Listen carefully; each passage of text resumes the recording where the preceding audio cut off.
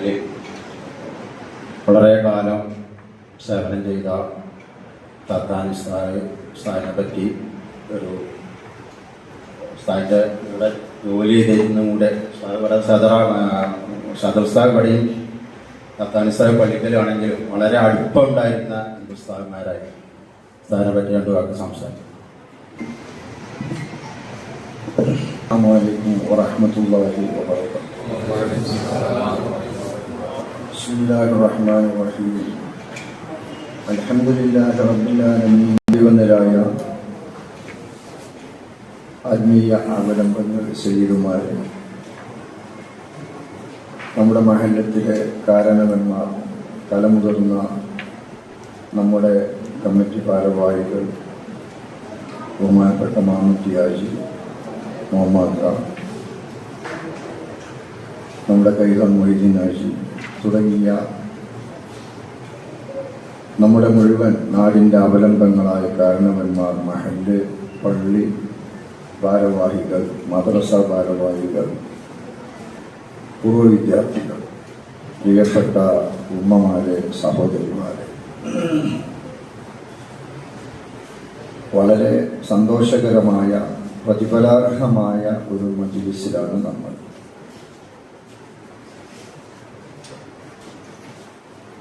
മഹാന്മാരെ സ്മരിക്കുക, ഉസ്താദുമാരെ സ്മരിക്കുക, അവരുടെ അവദാനങ്ങൾ വാഴ്ത്തുക,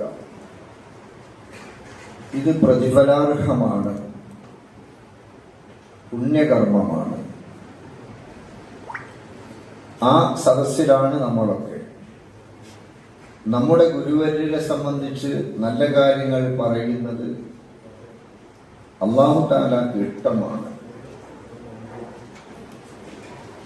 ആരെങ്കിലും നിനക്ക് ഒരു ഹർഫ് പഠിപ്പിച്ചു തന്നാൽ നീ അവരുടെ അടിമയാണ്. മഹാനായ അലി റളിയല്ലാഹു അൻഹു പഠിപ്പിക്കുന്ന ഒരു വചനമാണ്. ഒരു ഹർഫ് പഠിപ്പിച്ചു തന്ന ആള്, അയാൾ നമ്മുടെ സയ്യിദും കുട്ടി അടിമയുമാണ്. ഈ വിധ സ്ഥാനം നമുക്ക് അല്ലാഹു തആല നമ്മുടെ ഉസ്താദുമാർക്ക് വെച്ചിട്ടുണ്ട്. പുന്നാര നബി തങ്ങളുടെ മുന്നിൽ ഒരിക്കൽ മുഖറബുൽ അംലാഖ് ജിബ്രീൽ അലൈഹിസ്സലാം വന്ന് പറഞ്ഞു, നബിയെ, ഇൽമു പഠിച്ച ആളുകൾ, ഇൽമു പഠിപ്പിക്കുന്ന ആളുകൾ ആരാണവരെന്ന് അറിയുമോ? ഹും സുറുജു ഉമ്മത്തിക ഫി ദുനിയ വൽ ആഖിറ. അവർ സമുദായത്തിലെ വിളക്കുകളാണ്. സമുദായത്തിന് സന്മാർഗം കാണിച്ചു കൊടുക്കുന്ന വിളക്കുകളാ. ദുനിയാവിൽ മാത്രമല്ല, ഫി ദുനിയ വൽ ആഖിറ. ദുനിയാവിലും അവർ വിളക്കുകളാണ്, സന്മാർഗം കാണിച്ചു കൊടുക്കും. നാളെ ആഖിറത്തിലും അവർ സ്വർഗത്തിലേക്കുള്ള വഴി തെളിയിച്ചു കൊടുക്കും. ഷഫീഉനാ റസൂലുള്ളാഹി. ആ വിധത്തിലുള്ള ഒരു ഗുരുവര്യരെയാണ് നാം സ്മരിക്കുന്നത്. ഇവിടെ പലർക്കും ബഹുവന്യരായ ഉസ്താദിനെ സംബന്ധിച്ച് 1000 നാക്കുകളെ കൊണ്ട് സംസാരിക്കുവാൻ കഴിയും. എന്ത് പരിപാടിക്ക് വിളിച്ചാലും ഉസ്താദ് സ്വീകരിക്കൂല വരും. എന്ത് കൊടുത്താലും വളരെ സന്തോഷത്തോടു കൂടെ സ്വീകരിക്കും. ഇതൊക്കെ നമുക്കൊരു സന്തോഷമുള്ള കാര്യമല്ലേ? നമ്മൾ കൊടുക്കുന്നത് ഭക്ഷണം കഴിക്കും, കൊടുക്കുന്നത് സ്വീകരിക്കും, വിളിച്ചാൽ വരും. ഒന്നിനായി നാം അനുസ്മരിക്കുന്ന സദർ ഉസ്താദ്, ചിലർക്ക് സദർ ഉസ്താദാണ്, ചിലർക്ക് രക്ഷിതാവാണ്, പിതാവാണ്, ചിലർക്ക് കൂട്ടുകാരാണ്, തമാശകളൊക്കെ പറഞ്ഞ് തോൾ പിടിച്ച് നടക്കുന്ന കൂട്ടുകാർ. ഈ നാട്ടിൽ പലരും സദർ ഉസ്താദിനെ സംബന്ധിച്ചിടത്തോളം പല തസ്തികകളിൽ ശിഷ്യരായിട്ടുള്ളവരുണ്ട്, കൂട്ടുകാരായിട്ടുള്ളവരുണ്ട്, മക്കളെ പോലെയുള്ളവരുണ്ട്, രക്ഷിതാവിനെ പോലെയുള്ളവരുണ്ട്. ഈ മേഖലകളിലൊക്കെ അവരുടേതായ കടപ്പാടുകൾ സദർ ഉസ്താദ് നിർവഹിക്കുകയും ചെയ്തിട്ടുണ്ട്. വളരെ പ്രധാനമായി ഉസ്താദ് എന്ന നിലയ്ക്ക് നാം അനുസ്മരിക്കേണ്ടത്, പ്രാഥമികമായി ഒരു മുഅ്മിൻ, പ്രാഥമികമായി ഒരു മുസ്ലിം അറിഞ്ഞിരിക്കേണ്ട കാര്യം, നമുക്ക് പഠിപ്പിച്ചു തന്നത് നമ്മുടെ സദർ ഉസ്താദിന്റെ നേതൃത്വത്തിൽ. അങ്ങനെ പറയാം, ഉസ്താദ്മാര് കുറെ ഉണ്ടാവും മദ്രസയിൽ, എങ്കിലും അതൊക്കെ സദർ ഉസ്താദിന്റെ നേതൃത്വത്തിലാണല്ലോ. നമുക്കുണ്ടായ ആ വളർച്ചകൾ, നമുക്കുണ്ടായ ആ നേട്ടങ്ങൾ, നമ്മൾ നിസ്കരിക്കുന്നതും നോമ്പനുഷ്ഠിക്കുന്നതും, നമ്മൾ നല്ലത് പറയുന്നതും നന്മകൾ പറയുന്നതും നന്മ കൊണ്ട് ഉപദേശിക്കുന്നതും, ഹിദായത്തിന്റെ വെളിച്ചവും തെളിച്ചവും നമ്മുടെ മനസ്സിൽ വന്നതും നമ്മുടെ ഉസ്താദുമാരെ കൊണ്ടാണ്. ആ ഉസ്താദുമാരിൽ വളരെ പ്രധാനപ്പെട്ടവരാണ് നമ്മുടെ സദർ ഉസ്താദ് ഇബ്ലീസ് ലഅനത്തുല്ലാഹി അലൈഹി. പരിശുദ്ധ ഖുർആനിൽ തന്നെ അല്ലാഹു തആല പറഞ്ഞിട്ടുണ്ട്, മുന്നിലൂടെ അവൻ വരും, വലതു ഭാഗത്തിലൂടെ വരും, ഇടതു ഭാഗത്തിലൂടെ വരും, വമിൻ ഖൽഫിഹിം, പിന്നിലൂടെയും വരും. ഒരു മനുഷ്യന്റെ മുന്നിലൂടെയും പിന്നിലൂടെയും, ഒരു മനുഷ്യന്റെ വലതും ഇടതും ഭാഗങ്ങളിലൂടെ അവൻ അറിയാതെ കയറിക്കൂടാൻ ഇബ്ലീസ് ലഅനത്തുല്ലാഹിക്ക് കഴിയും. മനുഷ്യനെ പഴിപ്പിക്കാൻ ആ വിധത്തിൽ കഴിവ് നൽകപ്പെട്ട ഇബ്ലീസ് ലഅനത്തുല്ലാഹി അലൈഹി. ഇവിടെ മഹാന്മാരായ ഇമാമുകൾ പരിശുദ്ധ ഖുർആനിൽ ഈ ആയത്തിനെ വിവരിക്കുന്നിടത്ത് മുഫസ്സിറുകൾ രേഖപ്പെടുത്തി 4 ഭാഗങ്ങളാണ് അല്ലാഹു തആല പറഞ്ഞത്. മുന്ന്, പിന്ന്, വലത്, ഇടത്, മുകള്, താഴെ. മുകളും താഴെ അല്ല പറഞ്ഞിട്ടില്ല. 4 ഭാഗങ്ങളിലൂടെ ഇബ്ലീസ് ലഅനത്തുല്ലാഹി അലൈഹിക്ക് നമ്മെ പഴിപ്പിക്കാൻ കഴിയുമെന്ന് പറഞ്ഞത്. അതിൽ 2 ഉപേക്ഷിക്കാൻ കാരണം, മുഗൾ ഭാഗം എന്ന് പറഞ്ഞത് അള്ളാഹുവിന്റെ റഹ്മത്ത് വാനലോകത്തിൽ നിന്ന് അവന്റെ അടിയങ്ങളിലേക്ക് ഇറങ്ങി വരുന്ന സ്ഥലമാ. അള്ളാഹുവിന്റെ റഹ്മത്ത് വാനലോകത്തിൽ നിന്ന് ഇറങ്ങി വരുന്ന മുഗൾ ഭാഗത്തിലൂടെ ഒരു മനുഷ്യനെ വന്ന് പഴപ്പിക്കാൻ ഇബ്ലീസ് ലഅനത്തുല്ലാഹിക്ക് സാധ്യമല്ല. അതേസമയം ഭൂമിയുടെ അടിഭാഗത്തിൽ നിന്ന് വന്നുകൊണ്ട്, ഭൂമിയുടെ അടിഭാഗത്തിൽ നിന്ന് വന്ന് ഇബ്ലീസ് ലഅനത്തുല്ലാഹിക്ക് നമ്മെ പഴപ്പിക്കാൻ കഴിയാത്തത് എന്തുകൊണ്ട്? ഒരു മനുഷ്യൻ അല്ലാഹു തആലയെ പേടിച്ചുകൊണ്ട്, അല്ലാഹുവിനെ അനുസരിച്ചുകൊണ്ട്, അല്ലാഹ് എന്ന ചിന്തയോടെ, അല്ലാഹുവേ നീ തന്നെയാണ് ഏറ്റവും വലിയവൻ, അല്ലാഹു അക്ബർ എന്ന തക്ബീർ ചൊല്ലിക്കൊണ്ട് അവന്റെ നെറ്റി നിലത്ത് വെക്കുന്ന, സുജൂദിൽ വെക്കുന്ന സ്ഥലമാണല്ലോ ഭൂമി അടിഭാഗം. അല്ലാഹുവിനെ പേടിച്ചുകൊണ്ട് അടിമ സുജൂദ് ചെയ്യുന്ന സ്ഥലമാണ് അടിഭാഗം. അതുകൊണ്ട് അടിഭാഗത്തിലൂടെയും ഇബ്ലീസിന് ഒരടിമയെ വന്ന് സ്വീപ്പാക്കാൻ കഴിയില്ല. കാരണം എന്താ?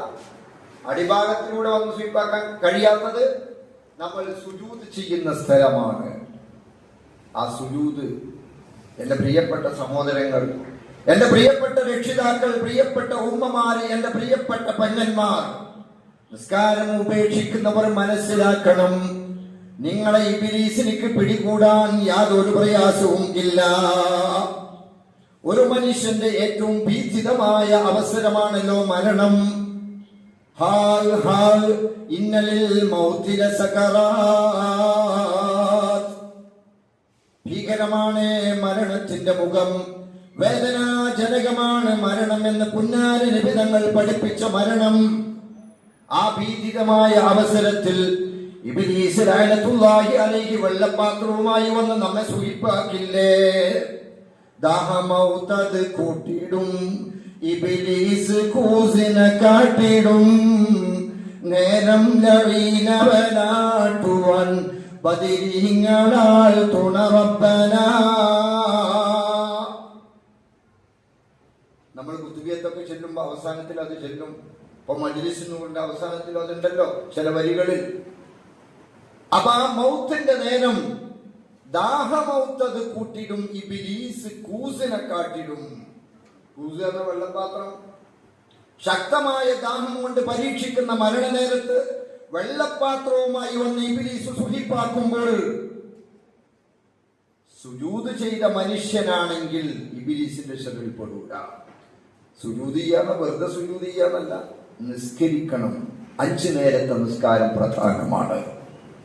ഞാൻ പറയുന്നത് ആ നിസ്കാരത്തിന്റെ ഷർത്തുകളും ഫർളുകളും, നിസ്കാരത്തിൽ ഓതേണ്ടതും ചെയ്യേണ്ടതും ചെയ്യാൻ പാടില്ലാത്തതും ഈ ഇരിക്കുന്ന ആളുകളെ പഠിപ്പിച്ചു തന്നത് നമ്മുടെ സദർ ഉസ്താദ് അടങ്ങുന്ന മദ്രസിലെ ഉസ്താദുമാരാണ്.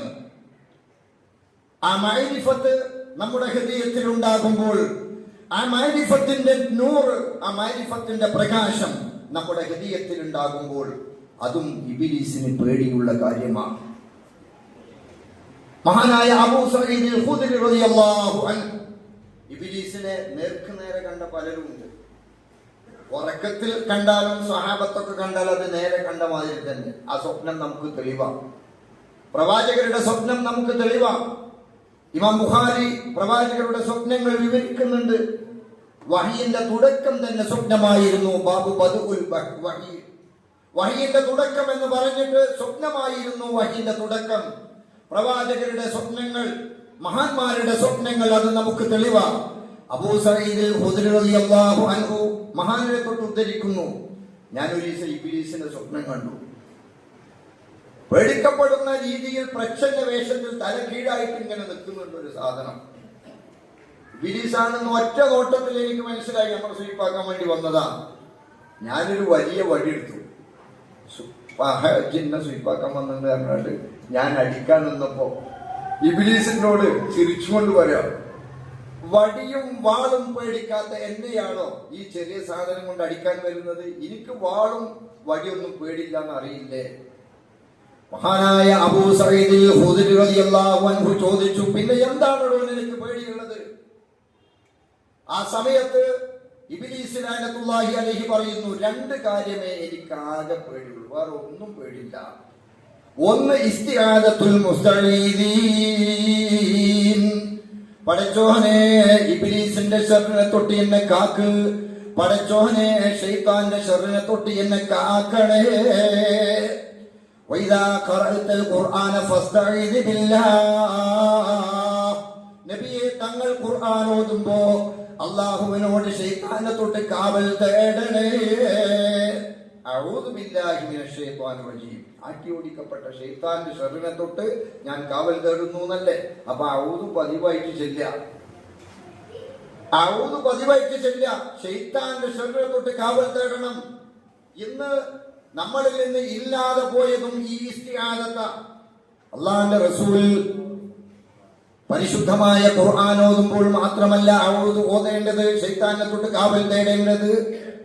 നമ്മുടെ പ്രേമസഖിയുമായി, നമ്മുടെ ഭാര്യയുമായി സല്ലപിക്കുന്ന നേരം അല്ലാഹുമ്മ ജന്നിബിന ശൈത്വാൻ വജന്നിബി ശൈത്വാന ഫീമാ റസഖ്തനാ, അല്ലാഹുമ്മ ജന്നിബി ശൈത്വാൻ, ശൈത്താനെ അകറ്റി നിർത്ത് റബ്ബേ, വജന്നിബിന അശ്ശൈത്വാന ഫീമാ റസഖ്തനാ, ഞങ്ങൾക്ക് നീ തരുന്ന മക്കളിലും ശൈത്താന്റെ ശർറ് ഉണ്ടാവരുത്. ഇത് പറഞ്ഞിട്ടാണ് ബന്ധപ്പെടേണ്ടത്, ഇത് പറഞ്ഞുകൊണ്ടാണ് ബന്ധപ്പെടേണ്ടത്. അതേസമയം മൈലേജിന് വേണ്ടി പല ലഹരി വസ്തുക്കളും മറ്റൊക്കെ ഉപയോഗിച്ചുകൊണ്ട് കുത്തിക്കയറിയാൽ പിന്നെ വരുന്ന മക്കളൊന്നും പറഞ്ഞാൽ കേൾക്കൂല, എന്തെന്നെ പറഞ്ഞാലും കേൾക്കൂല, പള്ളിക്ക് കയറിട്ട് വെച്ചാലും പോലുള്ള ചിലപ്പോ. എന്താ കാരണം? ഇസ്തിആദത്ത് എന്നേക്കുമായി നമ്മളിൽ നിന്ന് ഇല്ലാതെ പോയി. റബ്ബ് തആല നമ്മുടെ മക്കളൊക്കെ നന്നാക്കി തരട്ടെ, നമ്മുടെ സ്വഭാവങ്ങളും അല്ലാഹു തആല നന്നാക്കി തരട്ടെ. ഈ ഇസ്തിആദത്ത് ഒന്ന് ഇബ്ലീസിന് വലിയ പേടിയ, വാളിനേക്കാൾ മൂർച്ചയുള്ള, ഇബ്ലീസിന് പേടിയുള്ള ആയുധം. അതുപോലെ മറ്റൊരു ആയുധം, ഏറ്റവും വലിയ ആയുധമാണ് ശുആഉ മഅരിഫത്തില്ലാഹ്, അല്ലാഹുവിനെ കുറിച്ചുള്ള അറിവിന്റെ പ്രകാശമുണ്ടല്ലോ വിശ്വാസികളുടെ ഹൃദയത്തിൽ. ഒരു മുഅ്മിനായ മനുഷ്യന്റെ ഹൃദയാന്തരത്തിൽ കുടികൊള്ളുന്ന വിശ്വാസത്തിന്റെ പ്രകാശം, ഈമാനിന്റെ തെളിച്ചം, ആ തെളിച്ചം ഉള്ള ഒരു മനുഷ്യനിലേക്ക് അടുക്കാൻ ഇബ്ലീസിന് കഴിയില്ല. ഇറാൻ ഹോർമുസ് പിടിച്ചടക്കിയ മാതിരില്ല, പിന്നെ ഒന്നും ചെയ്യാൻ കഴിയില്ല. അമേരിക്കക്ക് കുടുങ്ങിയത് അതാണല്ലോ, ഹോർമുസിനേക്കാൾ വലിയ ആയുധം. ഈ ആയുധം നമുക്ക് നൽകിയത് നമ്മുടെ ഉസ്താദുമാരാണ്, സദർ ഉസ്താദിനെ പോലെയുള്ള ആളുകൾ. അതുകൊണ്ട് തന്നെ അവരോട് നമുക്ക് കടപ്പാടുണ്ട്, അവരോട് നമുക്ക് ബാധ്യതയുണ്ട്. ഇതുപോലെയുള്ള അനുസ്മരണങ്ങൾ അതിൽപ്പെട്ട ഒരു ബാധ്യതയാണ് നാം നിറവേറ്റുന്നത്. ഈ നാടിന്റെ സമുദ്ധാരകൻ എന്ന് പറയണം. ഒരിക്കൽ എന്നോട് പറഞ്ഞു, നിങ്ങൾ പള്ളിക്ക് വന്നതിന് ശേഷം നമ്മുടെ നാടൊന്ന് ഉണർന്നിട്ടുണ്ട്. 23 കൊല്ലത്തോളം ഞാൻ മുമ്പിൽ ഒരുമിച്ചുണ്ട്. നല്ലൊരു സുഹൃത്തായിട്ടും നല്ലൊരു ഉപദേഷ്ടാവായിട്ടുമാണ് എന്നോട് സഹകരിച്ചിട്ടുള്ളത്. ഞാനതിന് മറുപടി പറഞ്ഞത്, ഞാനല്ല സമുദ്ധാരകൻ, നിങ്ങളാണ് ഈ നാടിന്റെ സമുദ്ധാരം. ഞാൻ വരുന്നതിന്റെ മുമ്പ് നിങ്ങൾ വന്നുകൊണ്ട് ഇത് നന്നാക്കാൻ പറ്റിയ രൂപത്തിലാക്കിയത് കൊണ്ടാണല്ലോ എനിക്കും അതിന് കഴിഞ്ഞത്. അപ്പൊ ഒന്ന് ചിരിക്കും. നേരത്തെ പറഞ്ഞല്ലോ എപ്പോഴും ഒരു പുഞ്ചിരി. അപ്പോ അങ്ങനെയൊക്കെ പറയുമ്പോൾ ഒരു പുഞ്ചിരി. ഇങ്ങനെ എല്ലാവർക്കും പാഠമുള്ള, ഈ നാടിൽ നിന്നും ഓർക്കാൻ കഴിയുന്ന, ഈ നാടിന്റെ നമ്മളിൽപ്പെട്ട ഒരാൾ, ഒരു അഭിവാജ്യ ഘടകമായിരുന്നു നമ്മുടെ ബഹുമാനപ്പെട്ട സദർ ഉസ്താദ്. നാളെ മഹ്ശറിലേക്ക് പോകുമ്പോഴും നമ്മുടെ താങ്ങും തണലുമായി നമ്മുടെ ഉസ്താദുമാർ എന്നും നമുക്ക് വേണം. അതാണ് നമുക്കുള്ള രക്ഷയും.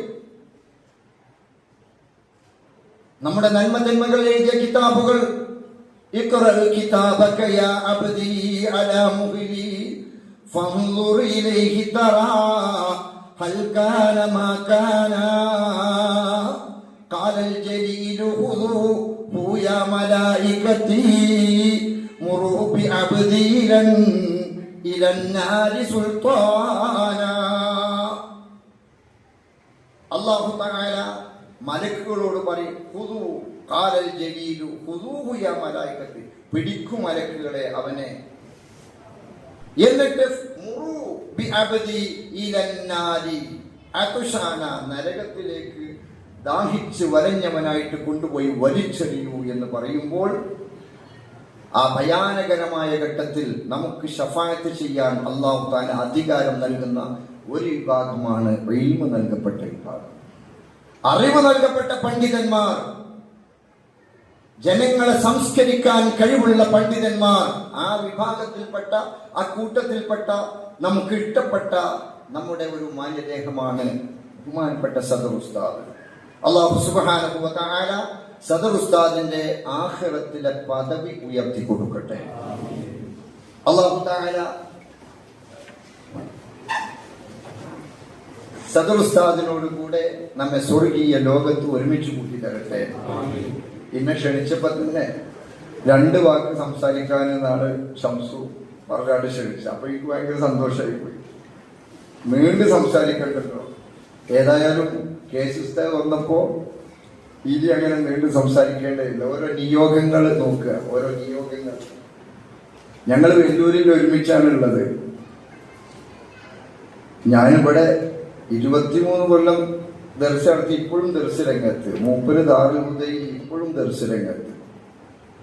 ഞങ്ങളൊരു കൂട്ടുകാരൻ, ഒരു ഹസൻ കൊല്ലാറുണ്ടായിരുന്നു.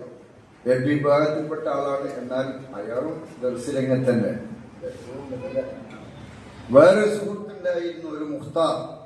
അയാളെ വെല്ലൂരിൽ തന്നെ ഉസ്താദായിട്ട് നിന്നു. പിന്നെ അവിടൊക്കെ പോന്നപ്പോ സുഖമില്ലാതെ കിടക്കുകയാണ്, മാനസികം മറ്റൊക്കെ ആയിട്ട് കിടക്കുകയാണ്. ഏതായാലും ആ ഒരു കൂട്ടുകെട്ട്, അന്നത്തെ ആ കാരണമൊക്കെ നല്ല രീതിയിൽ ഇങ്ങനെ അള്ളാഹ് കബൂലാക്കിയാൽ ഞങ്ങൾക്കൊക്കെ ഒരു പ്രതീക്ഷ ഉണ്ട്. ഞങ്ങൾ ചെയ്യുന്ന പണി സ്വീകരിച്ചാൽ ഞങ്ങൾക്കൊക്കെ ഒരു പ്രതീക്ഷ ഉണ്ട്. അതിനെ പുലർത്തി തരട്ടെ. നമ്മുടെ ഉസ്താദുമാർ, അവരൊക്കെ വലിയ മഹത്വക്കൾ. ഇപ്പൊ KC ചെറുശ്ശേരി ഉസ്താദിന് മൂപ്പർ വലിയ താല്പര്യമുള്ളതുകൊണ്ടാണല്ലോ അവിടെ നിർത്തിയിട്ടുള്ളത്. ഇന്ന് വന്ന ഉടനെ തന്നെ എന്നെ ദർസിന് പറഞ്ഞയക്കുന്നത്, ഒരു പള്ളിക്ക് പോയി അന്വേഷിക്കാൻ പറഞ്ഞയച്ചു. 125 കുട്ടികളുള്ള മൂല്യാരാണ് ഒഴിഞ്ഞത്. പള്ളിക്കാണ് എന്നെ ദർശനം പറഞ്ഞേക്കുന്നത്. ഒരു കുട്ടി ഇല്ലാത്ത വെല്ലൂരിൽ നിന്ന് വന്ന ഉടനെ. അപ്പൊ ഉസ്താദ്മാർക്ക് നമ്മളെ പറ്റിയുള്ള ഒരു മതിപ്പാണല്ലോ അത് നമുക്ക് പ്രതീക്ഷ. അതിനാണ് പ്രതീക്ഷ, അല്ല നമ്മളെ പണിയിലല്ല പ്രതീക്ഷ. ആ പണി അവരെ ബർക്കത്ത് കൊണ്ട് സ്വീകരിക്കുമെന്ന് നമുക്ക് പ്രതീക്ഷയുണ്ട്. ആ പ്രതീക്ഷകളൊക്കെ പുലർത്തി തരട്ടെ. നമ്മുടെ ഉസ്താദുമാരുടെ ബർക്കത്ത് കൊണ്ട് അല്ലാഹു തആല നമ്മുടെ ദോഷങ്ങൾ പൊറുത്തു തരട്ടെ. മരിക്കുമ്പോഴേക്ക് അള്ളാഹുവിന്റെ സ്വർഗത്തിലേക്ക് പോവാൻ പറ്റുന്ന ഒരു അവസ്ഥയിൽ അള്ളാഹു നമ്മെ ആക്കി തരട്ടെ. പലരും ഈ പറയുന്ന ഞാനടക്കം ഇരിക്കുന്ന പലരും നിസ്കാരം കളാക്കിയവരുണ്ട്, നോമ്പ് ഒഴിവാക്കിയവരുണ്ട്, പല കുറ്റകൃത്യങ്ങളും ചെയ്തവരുണ്ട്. മനുഷ്യനാണല്ലോ എന്നതുകൊണ്ട് നമുക്ക് സമാധാനിക്കാം. മലക്കൊന്നല്ലല്ലോ, പല തെറ്റുകളുണ്ട്. പക്ഷേ അള്ളാഹുവിന്റെ റസൂലിന്റെ ഒരു ഹദീസ്, അല്ലാഹു തആല കാരണങ്ങൾ എടുത്തു കളയും. എന്ത് കാരണം പറഞ്ഞാൽ പോടാ ഒന്ന് എന്ന് പറഞ്ഞ് അതൊക്കെ തട്ടിക്കളയും. ഒരു കാരണം സ്വീകരിക്കൂല. 60 വയസ്സ് അവിടെ കൊടുത്താൽ 60 കൊല്ലം ജീവിക്കാൻ അല്ലാഹു തആല ഒരു മനുഷ്യന് തൗഫീഖ് നൽകി, ആവത് നൽകി, അവസരമുണ്ടാക്കി. എന്നിട്ട് നന്നാവാൻ കഴിഞ്ഞില്ലേ? എന്ത് ഉതിരുകൾ പറഞ്ഞാലും എന്ത് നീക്കുപോക്കുകൾ പറഞ്ഞാൽ പോയി പണിയൊക്കെ എന്ന് പറയും. ഇനി ഒന്ന് ആലോചിച്ച് നോക്കുകയാണെങ്കിൽ നമ്മളതിൽ കൊടുവില്ലേ 60ഉം 50ഉം 49ഉം 55ഒക്കെ ആയവനാണല്ലോ ഇരിക്കുന്നത്. അള്ളാന്റെ റസൂലാണ് ഈ പറഞ്ഞത് 60 വയസ്സ് എനിക്ക് അള്ള തന്നോ ഭൂമിയിൽ ജീവിക്കാൻ, എന്നിട്ട് വേണ്ടാത്തത് കാട്ടിങ്ങാണ്ട് അള്ളാഹിനോട് തൗബ ചെയ്യാതെ ആ ദോഷങ്ങൾ പൊറുപ്പിക്കാതെ അള്ളാന്റെ അടുത്തേക്ക് പോയാൽ മനുഷ്യരിൽ എന്ത് പറഞ്ഞിട്ടും കാര്യമില്ല. ആ കൂട്ടത്തിൽ പെടാതെ അള്ളാഹു നമ്മളെ കാക്കട്ടെ. എന്നാൽ 60 വയസ്സ് ജീവിക്കാൻ കഴിഞ്ഞ് കുറെ നിസ്കരിച്ച് തെറ്റുകളൊക്കെ ഉണ്ടെങ്കിലും പഠിച്ചവനൊന്ന് പുറത്തുകൊണ്ട, ഞാൻ മനുഷ്യനല്ലേ, മനുഷ്യൻ എന്ന നിലയ്ക്ക് എൻ്റെ അടുത്ത് വന്ന തെറ്റുകളാണല്ലോ പുറത്തു കൊണ്ടാന്ന് പറഞ്ഞാൽ എല്ലാം ഒന്ന് പുറത്തു. മഹാനായ ഒരു ആരിഫ് അദ്ദേഹം വഫാത്തിന്റെ സമയത്ത് പറഞ്ഞത് തന്നെ, എനിക്ക് ഏറ്റവും വലിയ സന്തോഷം ഞാൻ ഒരുപാട് നന്മ ചെയ്തു എന്നതല്ല, യാ ഇബാദി യാ ഇബാദി എന്ന് നീ പറഞ്ഞിട്ടുണ്ടല്ലോ ഖുർആനിൽ. എവിടെ പറഞ്ഞതെന്നോ? ഖുൽ യാ ഇബാദിയല്ലദീന അസ്റഫു അലാ അൻഫുസിഹിം ലാ തഖ്നതു മിർ റഹ്മത്തില്ലാഹ് ഇന്നല്ലാഹ യഗ്ഫിറുദ് ദുനൂബ ജമീആ. എന്റെ അടിമകളെ, അള്ളാഹുവിന്റെ റസൂലിനെ വിളിച്ചിട്ട് അല്ലാഹ് പറയുന്നു, കുൽ തങ്ങൾ പറയൂ, യാ ഇബാദിയല്ലദീന അസ്റഫു അലാ അൻഫുസിഹിം, വേണ്ടാത്തരങ്ങൾ ചെയ്ത, ഹറാമുകൾ ചെയ്ത, തമ്മാടിത്തരങ്ങൾ എമ്പാടും ചെയ്ത ഒരുപാട് അടിമകളുണ്ടല്ലോ നബിയെ, അവരെ മോശക്കാരാക്കണ്ട, അവരെ നിരാശരാക്കണ്ട. അവരെ വിളിച്ചിട്ട് തങ്ങൾ പറയൂ, ലാ തഖ്നതു മിർ റഹ്മത്തില്ലാഹ്, അല്ലാഹുവിന്റെ റഹ്മത്തിനെ തൊട്ട് നിങ്ങളാരും ആശ മുറിയണ്ട.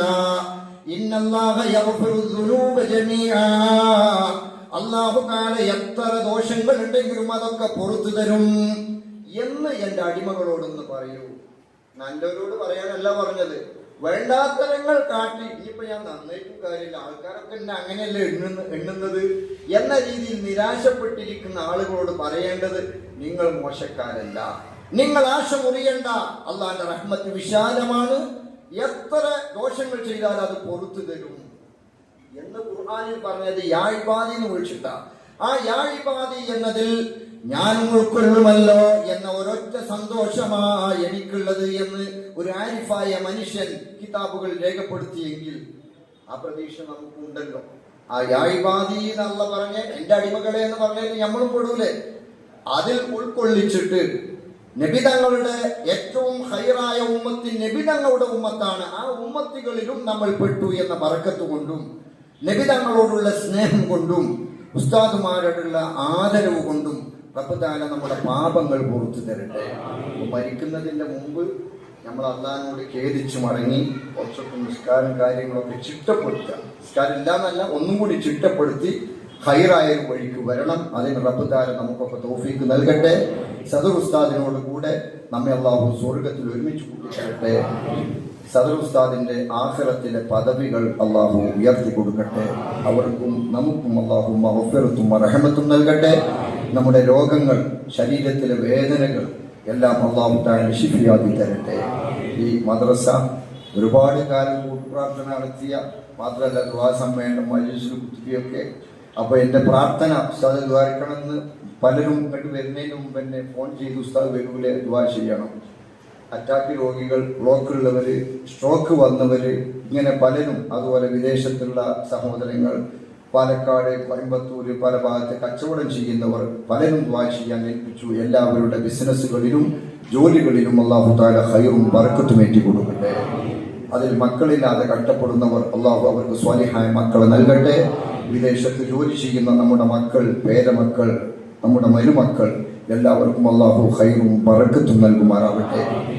എൻ്റെ കൂടെ ഹജ്ജിന്, അടുത്ത വർഷത്തെ ഹജ്ജിന് ബുക്ക് ചെയ്ത ഒരു സഹോദരൻ പാസ്പോർട്ട് തന്നു. ഉദ്ഘാടനം കഴിഞ്ഞിട്ട് ഏതാണ്ട് ഒരു 10 ദിവസമായി. ആ ചെറുപ്പക്കാരനായ സഹോദരൻ പെട്ടെന്ന് സ്ട്രോക്ക് വന്ന് എന്നോട് ദുആ ചെയ്യാൻ ഏൽപ്പിച്ചിട്ടുണ്ട്.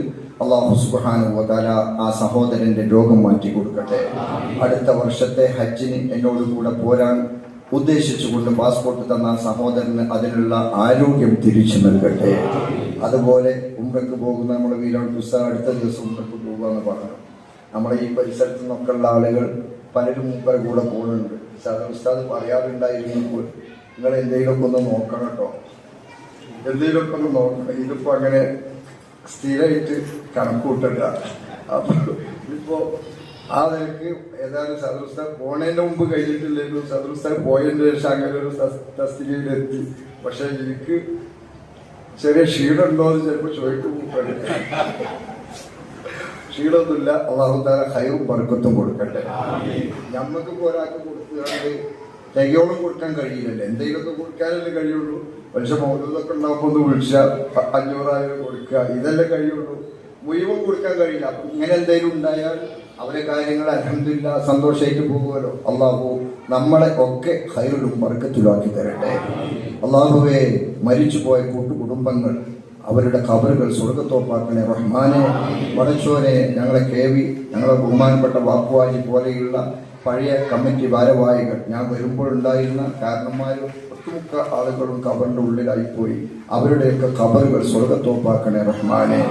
അന്ന് മുതൽ എനിക്കും എൻ്റെ മക്കൾക്കും മുതാലിമീങ്ങൾക്കും ഭക്ഷണം തന്നിരുന്ന ഒരുപാട് ഉപ്പമാർ ഖബറിന്റെ ഉള്ളിലാ. അവരുടെ ഖബറുകൾ സ്വർഗ്ഗത്തോപ്പാക്കണേ അല്ലാഹ്. സ്വർഗീയ ഭക്ഷണങ്ങൾ അവർക്ക് നൽകണേ റഹ്മാനെ. അവസാനം മരിക്കുമ്പോ ലാ ഇലാഹ ഇല്ലല്ലാഹ് ചൊല്ലി മരിക്കാൻ ഞങ്ങൾക്ക് ഭാഗ്യം നൽകണേ റഹ്മാനെ. അൽഹംദുലില്ലാഹി റബ്ബിൽ ആലമീൻ. അസ്സലാമു അലൈക്കും. താനിസ്താദ് നമ്മളെ ഈ പരിപാടിക്ക് വരണമെന്ന് പറഞ്ഞപ്പോൾ വളരെ സന്തോഷത്തോടെ കൂടി ഞാൻ തീർച്ചയായും വരുന്നതാണ്. അദ്ദേഹം ഏകദേശം 6.5 മണിക്കൂറോളം യാത്ര ചെയ്താണ് ഇപ്പോൾ ഇവിടെ എത്തിയിട്ടുള്ളത്. തിരുക്കരിക്കൂട്ട് വരികയാണ്. സദറുസ്താദിൻ്റെ പരിപാടി, അതും നമ്മളെ മദ്രസിലെ ചില പരിപാടി, അതുകൊണ്ട് പങ്കെടുക്കാം എന്നുള്ള ഒരു വാക്ക് തന്നതിൻ്റെ അടിസ്ഥാനത്തിലാണ് ഇവിടെ എത്തിയത്. ആ 2 വാക്കെന്ന് പറഞ്ഞാൽ എനിക്കറിയാം ഉസ്താദ് 2 വാക്കല്ലേ പറയുന്നത്, അതുകൊണ്ട് അങ്ങനെ പറഞ്ഞു പോയതാണ്. എന്തായാലും നമ്മളെ കേസ് ഉസ്താദ് സദറിന്റെ അനുസ്മരണ പ്രസംഗം നടത്തേണ്ടതുണ്ട്. അതിന് മുമ്പ് 2-3 ആളുകൾ ചെറിയൊരു ആശംസാ പ്രസംഗം നടത്താൻ ക്ഷണിക്കുകയാണ്. ആദ്യമായിട്ട് നമ്മുടെ മദ്രസിന്റെ വൈസ് പ്രസിഡന്റ് ബാപ്പു തങ്ങളെ മുഹമ്മദ് തങ്ങളെ 2 വാക്ക് ആശംസാ പ്രസംഗം നടത്താൻ. പ്രിയപ്പെട്ട അധ്യക്ഷൻ അസ്മുദ്ദീനവരുടെ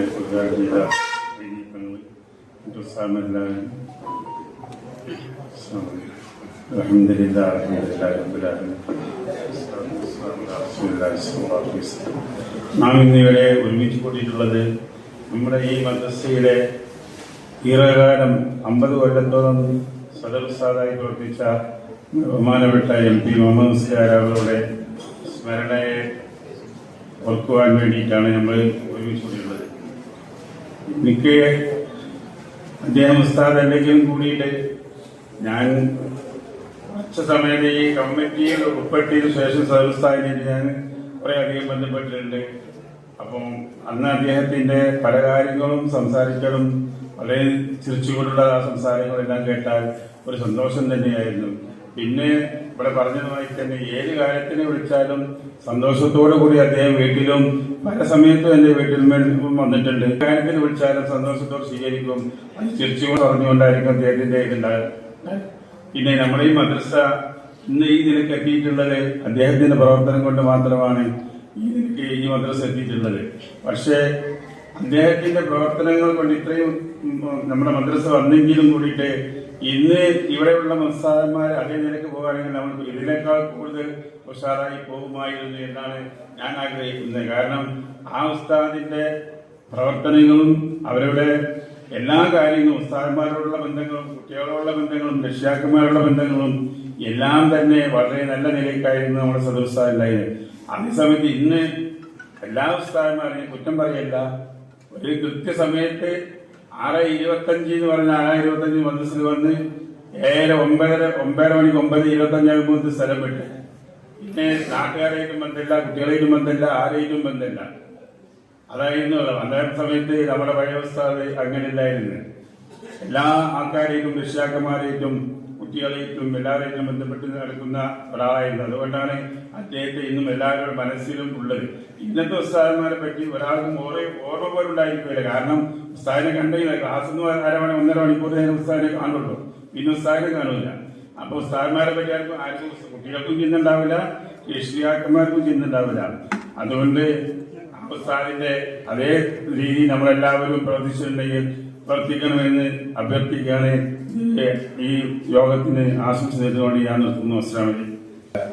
മാലിന്റെ വൈസ് പ്രസിഡന്റ് ബാവ രണ്ടു വാക്ക് സംസാരിക്കും. ബഹുമാനപ്പെട്ട നമ്മുടെ അധ്യക്ഷൻ ഷംസ്, തൽക്കാലി ഉസ്താദ്, പിന്നെ KS ഉസ്താദ്, മറ്റ് വേദിയിൽ പ്രസിഡന്റായ മെമ്പർമാർ, മറ്റു സഹോദരന്മാർ, ഉസ്താദിനെ സംബന്ധിച്ച് പറയുകയാണെങ്കിൽ നമ്മൾക്ക് എല്ലാവർക്കും പലതരത്തിലുള്ള സ്മരണകളുണ്ടാവും. നമ്മളെ നിസ്കാരം പഠിപ്പിച്ചതും നിസ്കാരത്തിന് പ്രേരിപ്പിച്ചതും ഒക്കെ ഇപ്പോഴും ഓർമ്മയാണ്. നിസ്കരിച്ചോ ചോദിക്കും ഉച്ചയ്ക്ക് വരുമ്പോൾ. അപ്പോൾ അത് നിസ്കരിച്ചത് പറയാനും വേണ്ടിയാണ് നമ്മൾ ചെറിയ കുട്ടികളാവുമ്പോൾ നമ്മൾ നിസ്കരിച്ച് വരുന്ന. അതേപോലെ വൈകുന്നേരം താമസിക്കാനൊക്കെ ഉണ്ടാവും. നമ്മൾക്കൊക്കെ അറിയാം, പള്ളിക്ക് അങ്ങോട്ട് നടത്തിക്കൊണ്ടുപോകാനാണ്. അപ്പോൾ അന്ന് ചെനിയിലെ വെള്ളം കാണുമ്പോൾ അതുണ്ടാക്കാനൊക്കെ ഭയങ്കര മടിയായിട്ട് തോന്നില്ല. കുറെ വെള്ളം പറ്റി പോകുമ്പോൾ പിന്നെ പച്ച നിറത്തിലാണല്ലോ വരിക. എന്നാലും എങ്ങനെയെങ്കിലുമൊക്കെ പോയി നിസ്കരിച്ച് വെല്ല വരുന്നൊരു സമയം. അപ്പൊ അങ്ങനെയൊക്കെ ആണെങ്കിലും അന്ന് അതൊക്കെ പ്രാവർത്തികമായതുകൊണ്ടാണ് നമ്മളിപ്പോൾ അതൊക്കെ ചെയ്യാനും വേണ്ടി ചെറുപ്പത്തിൽ തന്നെ നമ്മൾ ചെയ്യാൻ ശീലിച്ചത്. അതുകൊണ്ടാണ്. അപ്പൊ അതൊക്കെ ചെയ്ത് നമ്മളെ ഉസ്താദുമാരെ നമ്മൾ അനുസ്മരിക്കേണ്ടത്, അവർക്ക് വേണ്ടി ദുആ ചെയ്യാൻ വേണ്ടത്. എല്ലാ വക്തരും നമ്മൾക്ക് ദുആ ചെയ്യുമ്പോൾ അവരെയും നമ്മളെയും സ്വർഗത്തിൽ ഒരുമിച്ച് കൂട്ടാൻ വേണ്ടി എല്ലാവരും പ്രാർത്ഥിക്കേണ്ടത് നമ്മളുടെ കടമയാണ്. അപ്പൊ എല്ലാ ഉസ്താദുമാരെ കുറിച്ചുള്ള സ്മരണകളും എല്ലാവരുടെ ഓർമ്മയിലും ഉണ്ടാവും. എങ്കിലും ഈ അനുസ്മരണത്തിന് ആശംസകൾ അർപ്പിച്ചുകൊണ്ട് ഞാൻ നിർത്തുന്നു. അസ്സലാമു അലൈക്കും.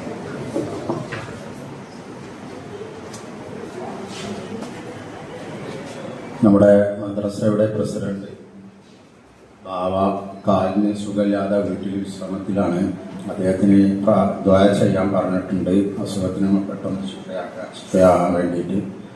അതുപോലെ നമ്മുടെ മദ്രസയിലെ അധ്യാപകനും നമ്മുടെ സദർ ഉസ്താദ് പോയ ശേഷം നമ്മുടെ പാറക്കടവിലെ സ്വാമിയിലെ ഇമാമുമായ അയ്യൂബ് ഫൈസി, അദ്ദേഹത്തിന് പെട്ടെന്ന് കാലിന് ബ്ലഡ് നിൽക്കാതെ ഒരു അവസ്ഥ വന്നിട്ടുണ്ട്. വൈകുന്നേരം സംഭവിച്ചാണ്. അദ്ദേഹത്തിൻ്റെ അസുഖത്തിനും പ്രാർത്ഥിക്കാൻ വിളിച്ച് പറഞ്ഞിട്ടുണ്ട്. അതുപോലെ നമ്മുടെ ഉസ്താദ് പഠിപ്പിച്ച കുറച്ച് സഹോദരിമാരൊക്കെ അവരെ കെട്ടിച്ച സ്ഥലത്തു നിന്ന് ഇവിടെ വന്നിട്ടുണ്ട്. അതൊക്കെ ഈ പ്രാർത്ഥനയിൽ പങ്കെടുക്കണമെന്നുള്ള ഉദ്ദേശം കൊണ്ടാണ്. അതുകൊണ്ട് എല്ലാവരും ഉസ്താദിന്റെ പ്രാർത്ഥന കഴിഞ്ഞ് പിരിഞ്ഞു പോകാവുന്ന ആദ്യമായി ഉണർത്തുകയാണ്. അടുത്തതായി ഉസ്താദിന്റെ കൂടെ ഏകദേശം 25 വർഷത്തോളം നമ്മളെ ഈ മദ്രസയിൽ സേവനം ചെയ്ത നമ്മുടെ ഈരാമി ഉസ്താദിനെ പറ്റി 2 വാക്ക് പറയുന്നു.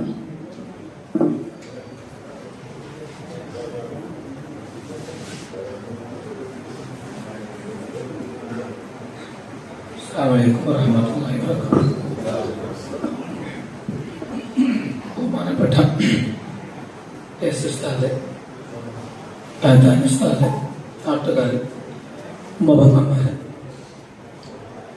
നമ്മളിവിടെ ഒരുമിച്ച് കൂടിയതിൻ്റെ ആവശ്യകതയും ഉദ്ദേശവും ഇതിൻ്റെ കൂലിയും ഇതിൻ്റെ മഹത്വവും ഒക്കെ നമ്മൾ പറഞ്ഞു കഴിഞ്ഞു.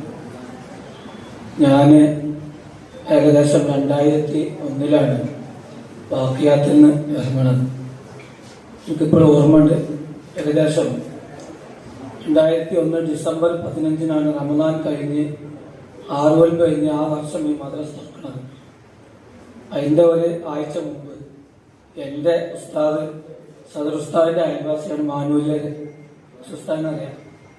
മാനൂരിൻ്റെ കൈ പിടിച്ചാണ്, ഞാൻ ചെറിയ കുട്ടിയാണ്, കൈ പിടിച്ചാണ്ട് സദർ ഉസ്താദിൻ്റെ വിലയ്ക്ക് ചെന്നാണ്ട് പറഞ്ഞു, നിങ്ങൾക്ക് പറ്റിയൊരു സാധനം ഞങ്ങൾക്ക് തരും. അങ്ങനെ കൊണ്ടുപോയി അങ്ങനെ പറഞ്ഞ് അത് ഞാൻ സ്വീകരിച്ചെന്ന് പറഞ്ഞാൽ എന്നോട് പറഞ്ഞ് ഡിസംബർ 15 തുറക്കാണ്. വന്നൊന്ന് വരണം. അങ്ങനെ വന്ന് അപ്പൊ ഈ ഒരു ഡിസംബർ ആ വർഷം കഴിയാൻ നിൽക്കുകയാണ്. ഞാൻ കുട്ടി കുറെ കാലം ഇവിടെ നിൽക്കാനുള്ളതാണ്. ആ വാക്കിന്റെ ഒക്കെ ഒരു അർത്ഥപ്പെടാൻ മനസ്സിലാണ്. കുറെ കാലം ഇവിടെ നിൽക്കാനുള്ളതായതുകൊണ്ട് 2002 ജനുവരി 1 വന്നാൽ മതി. അങ്ങനെ ഒരേക്കന്നെ പറഞ്ഞു വെച്ചു. ഒരേക്കന്നെ ബാപ്പ പറഞ്ഞേ അവിടെ മാത്രം ഒരു 5 ദിവസം ലീവ്, എല്ലാവരും 2 ദിവസം ഇങ്ങനെ കിട്ടാൻ പറ്റില്ലേ. അപ്പൊ സദൃസ്ഥാവിന്റെ ആ ഒരു ദീർഘവീക്ഷണമായിരിക്കും എന്ന് മനസ്സിലാക്കുക. ഏതായിരുന്നാലും ഞാൻ എന്നെ സംബന്ധിച്ചിടത്തോളം സദൃസ്ഥാവ് വാപ്പയാണ്, സ്നേഹിതനാണ്. തമാശക്ക് തമാശ പറയും, കാര്യത്തിന് കാര്യം പറയും, എല്ലാം ഉൾക്കൊണ്ട ഒരു വ്യക്തി എന്ന് പറയും. ആ നടത്തം മനസ്സിലിങ്ങനെ കാണാണ്. ഒരു ദിവസം ഞാൻ നാട്ടിൽ പോകുമ്പോൾ ആ പറമ്പിൽ വീട് കവർന്ന് വണ്ടി വന്ന് ഉറങ്ങിയിട്ട് ഒരു തൊടുകൂടെ വണ്ടിയായിട്ട് പോയി ഒരു തൊങ്ങൂജി വീടിയിരുന്നു.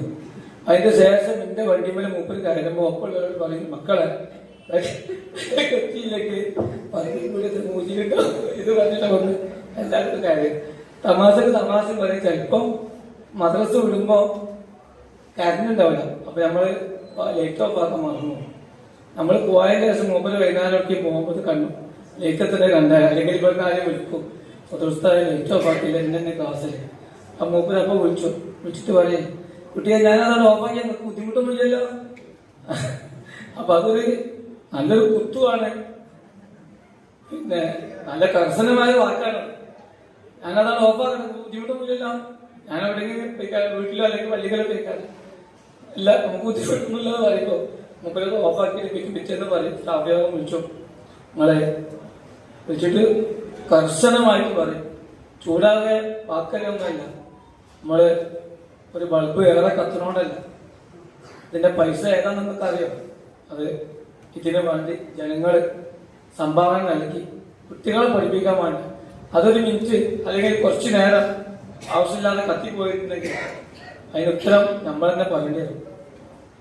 ഇങ്ങനെ എല്ലാ വിഷയത്തിലും തമാശയിൽ കൂടെ കാര്യം പറഞ്ഞിട്ടും സഹ അധ്യാപകരെ ഒളിപ്പിക്കാതെ വളരെ ഉഷാറായിട്ട് കാര്യങ്ങൾ മുന്നോട്ട് കൊണ്ടുപോകുന്നു. അവസാനമായപ്പോൾ അദ്ദേഹത്തിന് സുഖമില്ലാത്തൊരവസ്ഥയിലെത്തി, നമുക്കൊക്കെ അറിയാം. പിന്നെ വീട്ടിൽ വിശ്രമമായ സമയത്ത് ഇടയ്ക്ക് വിളിക്കും, നല്ല സുഖമാണ്. രാവിലെ 3 നാടൻമുട്ട ബീബി തരുമ്പോൾ നമ്മള് സുഖരിച്ചാല് അതൊന്നും മുമ്പ് കിട്ടിയിട്ടില്ല, ഇപ്പോഴാണ് കിട്ടി തുടങ്ങിയെന്നൊക്കെ പറഞ്ഞ് തമാശ പറയും. അപ്പൊ ഞാൻ പറയും, ഇപ്പം തിന്നുമ്പോൾ ഒരു ബേജാറുണ്ടാവും, അവനാണ്ട് തിന്നല്ലേ മുമ്പ് പറയിപ്പിക്കണമല്ലോ. അപ്പൊ തമാശയായിട്ട് പറഞ്ഞാണ്. അങ്ങനെ പറയുമ്പോൾ മുമ്പ് അത്യാവശ്യം തിരിച്ചും.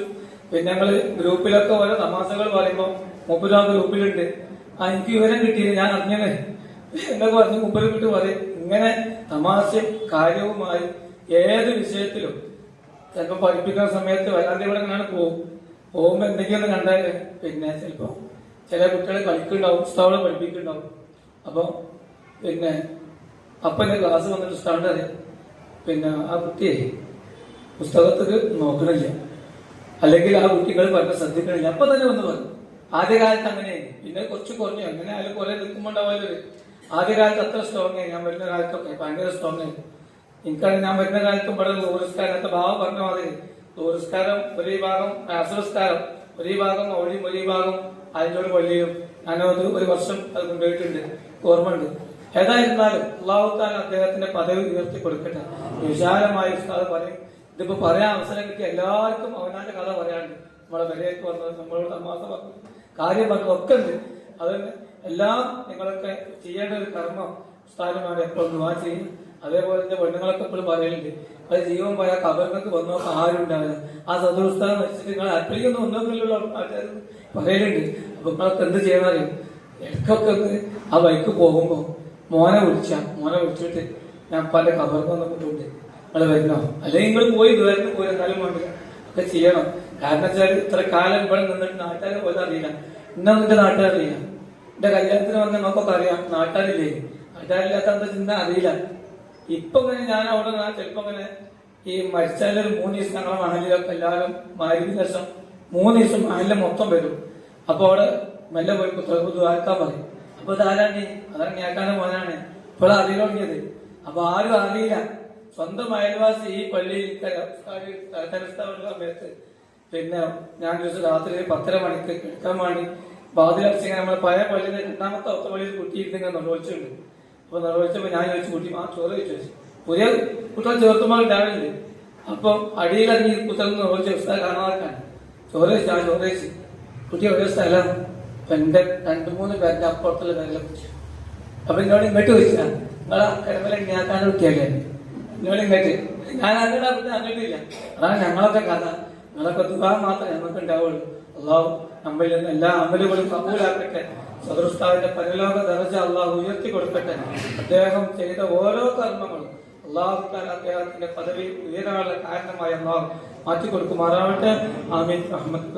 അസ്സലാമു അലൈക്കും. നമ്മുടെ പൂർവ്വ വിദ്യാർത്ഥികൾക്ക് വേണ്ടി നമ്മുടെ PPM ബഷീർ ഒരു ചെറിയ ആശംസ. ഇനി നമ്മുടെ സ്ഥാനമായിട്ടുള്ള അനുസ്മരണ പ്രസംഗം KC ഉസ്താദ് പ്രസംഗിക്കുന്നതാണ്. അസ്സലാമു അലൈക്കും വറഹ്മത്തുള്ളാഹി. ബിസ്മില്ലാഹി വൽഹംദുലില്ലാഹ് വസ്സലാത്തു വസ്സലാമു അലാ അഷ്റഫി റസൂലില്ലാഹ് വഅലാ ആലിഹി വഅസ്ഹാബിഹി അൽ-ഫായിസീന ബിറളില്ലാഹി അമ്മാ ബഅദ്.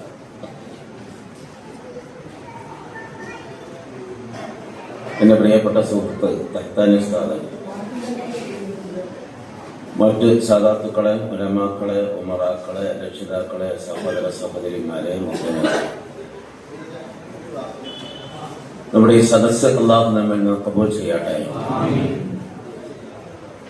ദിക്റുൽ അംബിയായ ഇബാദ വ ദിക്റുസ് സാലിഹീന കഫാറ. അംബിയാക്കളെ സ്മരിക്കുന്നത് ആരാധനയും സ്വാലിഹീങ്ങളെ കുറിച്ച് പറയുന്നത് ദോഷം പൊറുപ്പിക്കുന്നതുമാണ്. ഇത് മുഖേന നമ്മിൽ നിന്നുണ്ടായ ദോഷങ്ങളൊക്കെ അല്ലാഹു പുറത്തു തരുമാറാകട്ടെ. ബിറഹ്മതിക യാ അർഹമർ റഹീം. സഫർ 3 കഴിഞ്ഞ് മഗ്‌രിബോടെ 4-ലേക്ക് പ്രവേശിച്ചു. ഇത് ഹിജറ വർഷം 1448. കഴിഞ്ഞ വർഷം 1447 ഇതേ സഫർ മാസത്തിലെ 2-ന് തിങ്കളാഴ്ച സുബീന്റെ തൊട്ട് മുമ്പുള്ള സമയത്താണ് ബഹുമാനപ്പെട്ട സദർ ഉസ്താദ് നമ്മിൽ നിന്ന് ഇവിടെ പറഞ്ഞത്. എനിക്ക് 78 വയസ്സാണ്. 947 രാജ്യത്തിന് സ്വാതന്ത്ര്യം കിട്ടിയതും ഞാൻ ഭൂമിക്ക് ഇറങ്ങിയതൊക്കെ ഒരു കൊല്ലാണ് എന്നോട് മുമ്പ് പറഞ്ഞത്. രാജ്യത്തിന് സ്വാതന്ത്ര്യം കിട്ടിയതും ഞാൻ ഭൂമിക്ക് ഇറങ്ങിയതും ഒരു കൊല്ലാണ്. ഇപ്പൊ 2026 2025 വഫാത്ത്.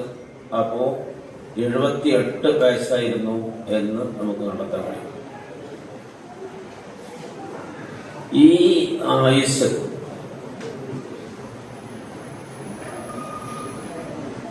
പ്രായപൂർത്തിയാവോളം വൈദ്യുതിയൊക്കെ തള്ളിത്തിരിഞ്ഞ് നടന്നു എന്ന് പൊതുവെ പറയാറുണ്ട്. മൂപ്പരെ സംബന്ധിച്ചിടത്തോളം പ്രായപൂർത്തിയാവോളൊന്നുമില്ല. മദ്രസയിൽ 5-6 ക്ലാസ് കഴിഞ്ഞ ഉടനെ തന്നെ പള്ളി ദർശക്ക് പോകാൻ പറ്റും.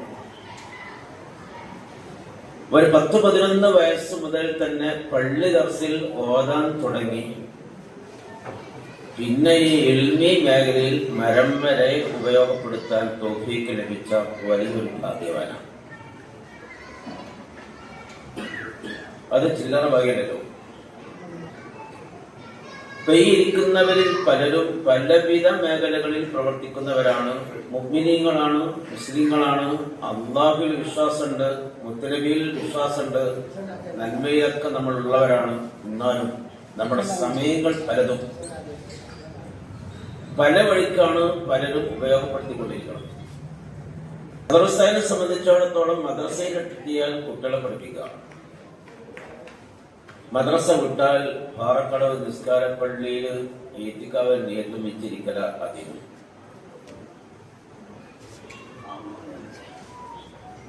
ഞാൻ ഇവിടെ കുറെ കൊല്ലായല്ലോ.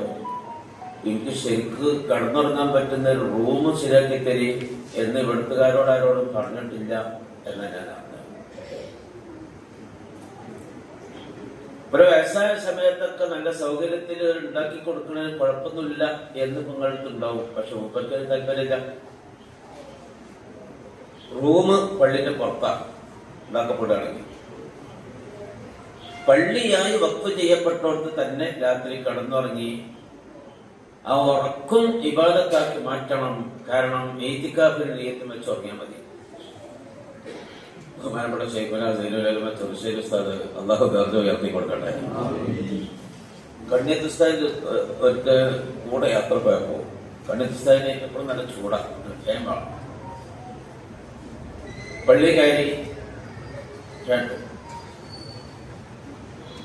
വേറിട്ട് സുന്നത്തസ്കാരം നിർവഹിച്ചു. പിന്നെ അവർ കൂടി ഇരുന്ന് ജമാഅത്തായി നിസ്കരിച്ചു.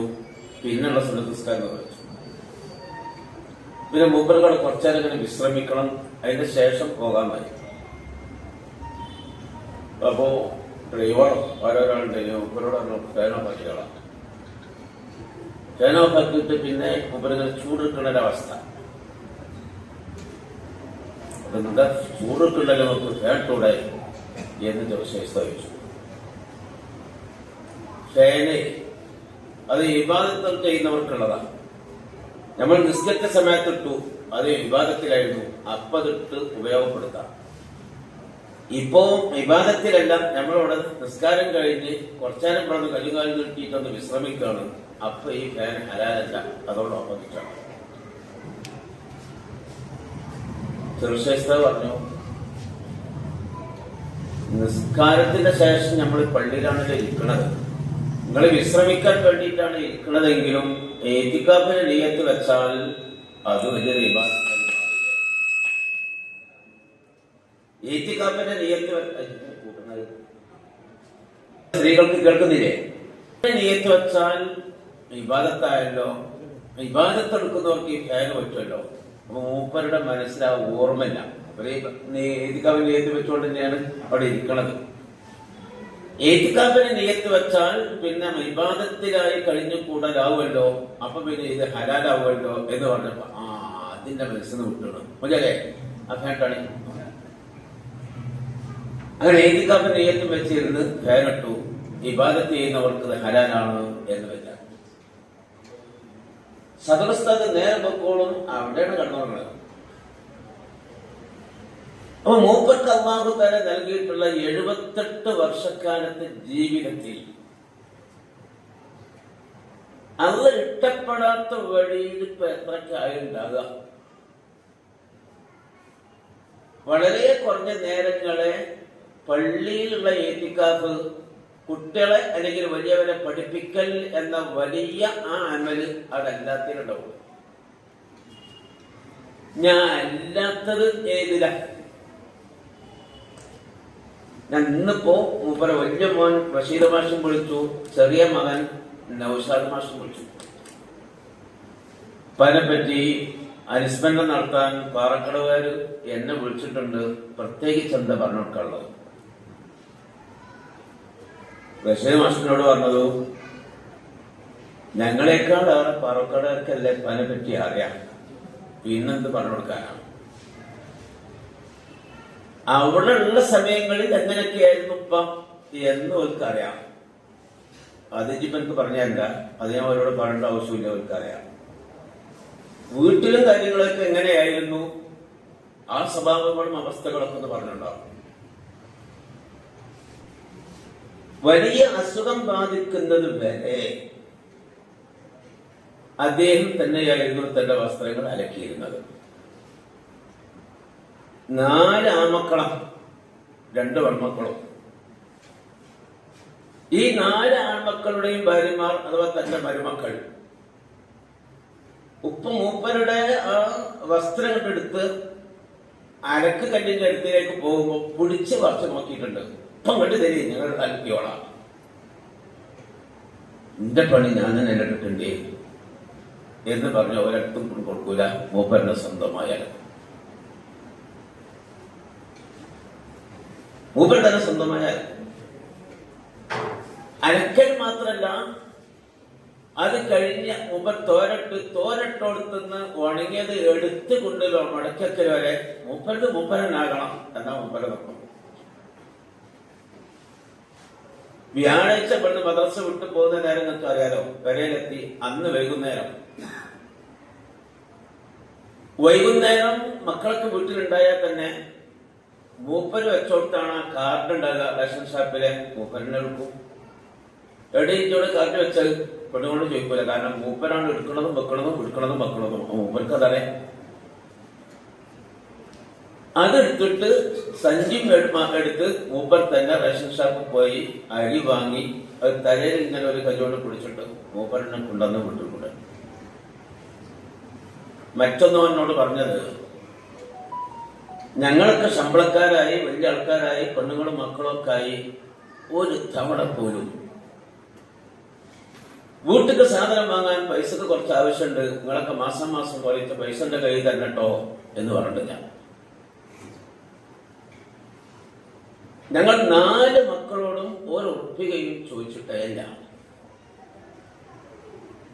അത് അവര് സ്വന്തം ജീവിക്കുമ്പോൾ ഓർക്ക് ആവശ്യമുള്ളതാവൂലേ, അത് ഓരോ മേഖലയിൽ തന്നെ ഉപയോഗിച്ചോട്ടെ എന്ന് പറഞ്ഞു. മൂപ്പരുടെ ഈ സാധനങ്ങൾ വീട്ടിലേക്ക് കെട്ടിപ്പോറി കൊണ്ടുവരുമ്പോ ഉമ്മ പറയുന്ന, നിങ്ങൾക്കിപ്പോ അതൊന്നും നിർബന്ധമില്ലല്ലോ, ഇന്ന പൊറ്റലല്ലേ നിങ്ങൾക്ക് നിർബന്ധമുള്ളൂ, അവരൊക്കെ ശമ്പളക്കാരും പൈസക്കാരും അല്ലേ, അവർ തന്നെ കാശ് ചെലവാക്കിയിട്ട് ഓരോ പെണ്ണുങ്ങൾക്കും കുട്ടിക്കുള്ള അളവിലെങ്കിലും ഓരോ ഉപയോഗപ്പെടുത്തിക്കോട്ടെ എന്ന് വെച്ചൂടെ. അത് എന്റെ അടുത്തുള്ളിടത്തോളം കാലം ഞാൻ തന്നെയല്ലേ ഈ പെക്കാരൻ കുടുംബനാഥൻ, അതുകൊണ്ട് ഞാൻ തന്നെ ചെലവാക്കാം എന്ന നിലപാടായിരുന്നു വീട്ടിൽ അദ്ദേഹം വെച്ച് പുലർത്തിയിരുന്നത്. നാട്ടിൽ വന്നാൽ എന്റെ വീടിന്റെ ഒരു 3-4 വീട് പുറത്താണെങ്കിൽ മൂപ്പര വീടുള്ളത്. എന്റെ വീട്ടിലും ഇവിടെയുള്ള പലരും വന്നിട്ടുണ്ട്.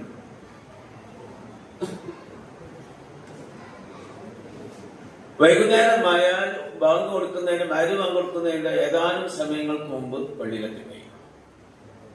നാട്ടിലുള്ള പള്ളിയിൽ ഇതുവരെ പള്ളിയിലായിരുന്നു ഇമാമത്തായിട്ടും പള്ളിയിൽ ഇങ്ങനെ മറ്റുള്ളവർക്ക് ഖിദ്മത്ത് ചെയ്ത് കഴിഞ്ഞ് കൂടിയിട്ടും ഇനി കുറച്ച് വീട്ടിലിരിക്കുക, അങ്ങനെയല്ല. മകനിന് മുമ്പ് പള്ളിയിൽ എത്തിയാൽ ആ 1-ാം സഫിൽ എപ്പോഴും ഈ വ്യാഴാഴ്ച ഉസ്താദന്മാർ നാട്ടിൽ പോകുമ്പോൾ മുബരനായിരിക്കും അവിടെ ഇമാമത്തിനുണ്ടാകും. പിന്നെ പുറത്തിറക്കുന്ന വേക്കോട്ടൊന്നും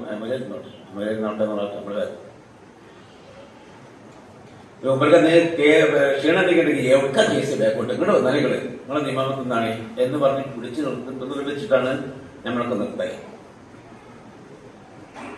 അല്ലെങ്കിൽ മൂപ്പരനെയാണ് പലപ്പോഴും വ്യാഴാഴ്ച നിൽക്കുക. കാരണം മൂപ്പർ അഞ്ചന്മാരാണ് അവിടുത്തെ മല്ലാക്കന്മാരും. അപ്പൊ അവര് ജ്യേഷ്ഠണ്ടായ പിന്നെ അവര് നിൽക്കൂല. വ്യാഴാഴ്ച പള്ളിയിൽ ഉസ്താദ് ഖത്തീബ് ഉസ്താദ് നാട്ടിൽ പോകും. പിന്നെ വെള്ളിയാഴ്ച ജുമാൻക്കാണ് മൂപ്പര് വരാറ്. അവര് മുഅദ്ദിനാണ്, മല്ലാക്കന്മാർക്കാണ് അതിന്റെ ബാധ്യത. പക്ഷെ അഞ്ചന്മാരായതുകൊണ്ട് മൂപ്പരാണ് നിൽക്കുക. വരണ്ട, പിന്നെ മൂപ്പരാണ് നിൽക്കുക. എന്നിട്ട് ആ ഇമാമത്തിന്റെ അവിടെ നിന്ന് മാറിയിട്ട് ഇപ്പുറത്തെ സുന്നത്ത് സ്കരിച്ചിട്ട് ഇശ വരെ അവിടുത്തെ സ്പീക്കും ദിക്റായിട്ട് ഇങ്ങനെ കഴിഞ്ഞോളും. പിന്നെ ഇഷ ജമാഅത്തായിട്ട് നിർവഹിച്ചിട്ട് ഒന്നിച്ചു വിട്ടു പോകാനാണ് പതിവ്. ചില മൗലവിമാരുണ്ട് ശമ്പളത്തിന് വേണ്ടി ഇമാമത്ത് കൊണ്ടുപോയി. അപ്പൊ അവനാന്റെ ജോലി സ്ഥലത്ത് സജീവ. നാട്ടിലെത്തിയാലോ അപ്പൊ പിന്നെ പെരെ കൂടും. നിസ്കരിക്കാത്തവരാണെന്നല്ല, പെരെ കൂടും പലപ്പോഴും. അത് പ്രായമുള്ളവരും പ്രായം കുറഞ്ഞവരൊക്കെ മേഖലയിലുണ്ട്. അപ്പൊ തിരിഞ്ഞോ, ശമ്പളം വാങ്ങുന്നതിന്റെ പേരിലുള്ള ഇമാമത്തല്ലത്, പഠിച്ചവനും വേണ്ടിയിട്ടുള്ള ഇമാമത്തും അവിടുന്ന് കൂടുതൽ പ്രതിഫലം കിട്ടുക, അത് സംഭരിക്കുക എന്ന നിയത്വമാണുള്ളത്.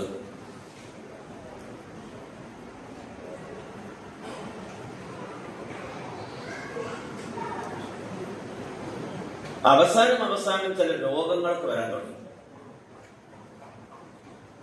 രോഗങ്ങൾക്ക് വന്നപ്പോ പാൻക്രിയാസിന്റെ അസുഖമാണല്ലോ കാര്യമായിട്ട് വന്നത്. പിന്നെ മോനോട് പറഞ്ഞു കൊറോണ ബാധിച്ചിരുന്നല്ലോ.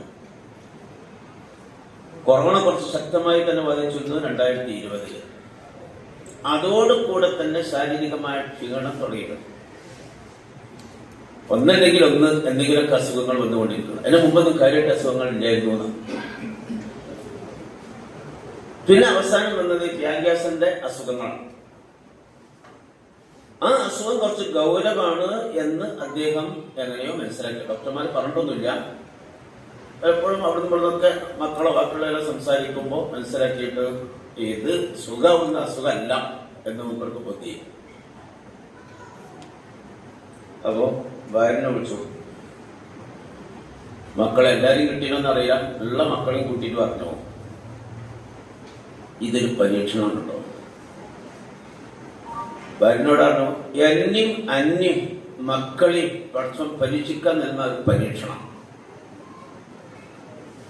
ഈ പരീക്ഷണത്തിൽ നമ്മൾ ജയിക്കണം.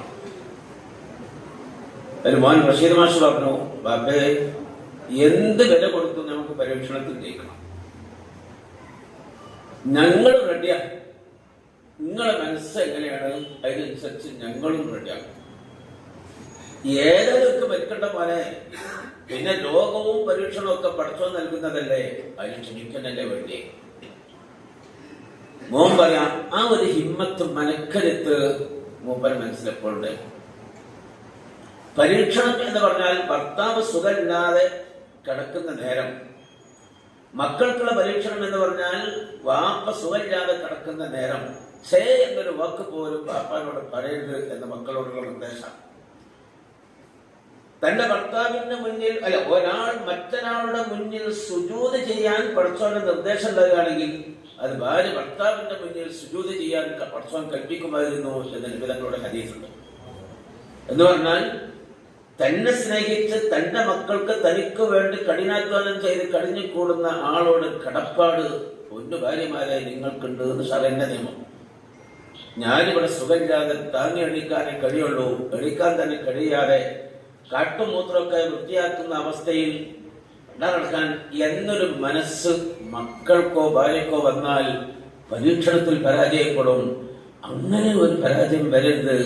ഇതൊക്കെ ക്ഷമിച്ചുകൊണ്ട് ഈ പരീക്ഷണത്തെ അഭിമുഖീകരിക്കാൻ പെണ്ണുങ്ങളെ നിങ്ങൾക്കും മക്കളെ നിങ്ങൾക്കും കഴിയണം എന്ന മക്കളെയും ഭാര്യനെയും വിളിച്ചു പറഞ്ഞതാണത്, ഉപദേശിച്ചതാണ്. ഇത് വലിയൊരു പരീക്ഷണമാണ്. ഈ പരീക്ഷണത്തിൽ നമുക്ക് ജയിക്കണട്ടോ എന്ന് പറഞ്ഞാൽ അതിനർത്ഥം എന്താ? ഇതൊക്കെ സംതൃപ്തിയോടുകൂടെ ഹിദ്മത്തുകൾ ഭാഗത്തുനിന്നുണ്ടാകണം. നടക്കാൻ എന്ന രൂപത്തിൽ ഒരു ഹിദ്മത്തും നിങ്ങൾ ഇത് ചെയ്യരുത്.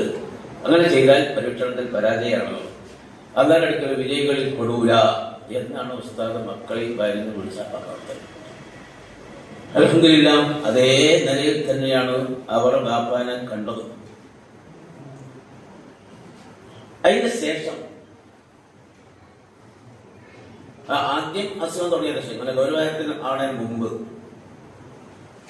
മക്കളെല്ലാവരും വിളിച്ചു പറഞ്ഞു നിങ്ങൾ പോക്ക് നിർത്തല്ലേ. ഈ ബസ്സും കയറി അടങ്ങാറായി അങ്ങ് പാറക്കടവിലെത്തി, ക്ലാസ്സും കഴിഞ്ഞ് തിരിച്ചിങ്ങോട്ട് വന്ന് വലിയ പ്രയാസമല്ലേ. ഇന്നിപ്പോ വീട് പുലർത്താനും ഇവിടുത്തെ കാര്യങ്ങൾ നോക്കാനും ഇപ്പൊ പ്രയാസമില്ലല്ലോ. അതുകൊണ്ട് ഞങ്ങൾ 100% ഏറ്റെടുത്തോളാം, പണി നിർത്തിയാലെന്താ എന്ന് റമദാൻ കഴിഞ്ഞ ഉടനെ എന്റെ വാപ്പാനോട് മക്കൾ പറഞ്ഞു. ഒരു കണ്ണീരേൽപ്പിച്ചു. കണ്ണീരേൽപ്പിച്ചിട്ട് പറഞ്ഞത് വീട് പുലർത്താനും ഇവിടുത്തെ കാര്യങ്ങൾ കൊണ്ട് നടത്താനൊക്കെ ഇപ്പൊ നിങ്ങളെ കൊണ്ട് കഴിയുന്ന എനിക്ക് അറിയിട്ടല്ല. എന്റെ ദീനി ഹിദ്മത്ത് അതോടുകൂടെ അസ്തമിക്കൂലേ. എന്റെ ദീനി ഹിദ്മത്ത് അഥവാ കുട്ടികളെ പഠിപ്പിക്കുക എന്ന വലിയ ആ സേവനം അവിടെ അവസാനിക്കൂലേ. അതിലൂടെ ഇങ്ങനെ അവസാന ജീവിതം വരെ നീങ്ങണം എന്നുള്ളതാണ് എന്റെ പൂതി. സാധിക്കുന്നിടത്തോളാണ് പോട്ടെ, കജിനത്തോളം അങ്ങോട്ട് പോകട്ടെ. ഒരിക്കലും നടക്കാത്തൊരവസ്ഥ വരികയാണെങ്കിൽ അപ്പൊ അതിനെ പറ്റി ആലോചിക്കാം എന്ന് പറഞ്ഞു. അപ്പൊ കുറെ പൈസ കിട്ടുക എന്നതല്ല ലക്ഷ്യം, തഅലീമ് തദ്രീസ് ഇതാണ് ലക്ഷ്യം എന്ന് മനസ്സിലായി.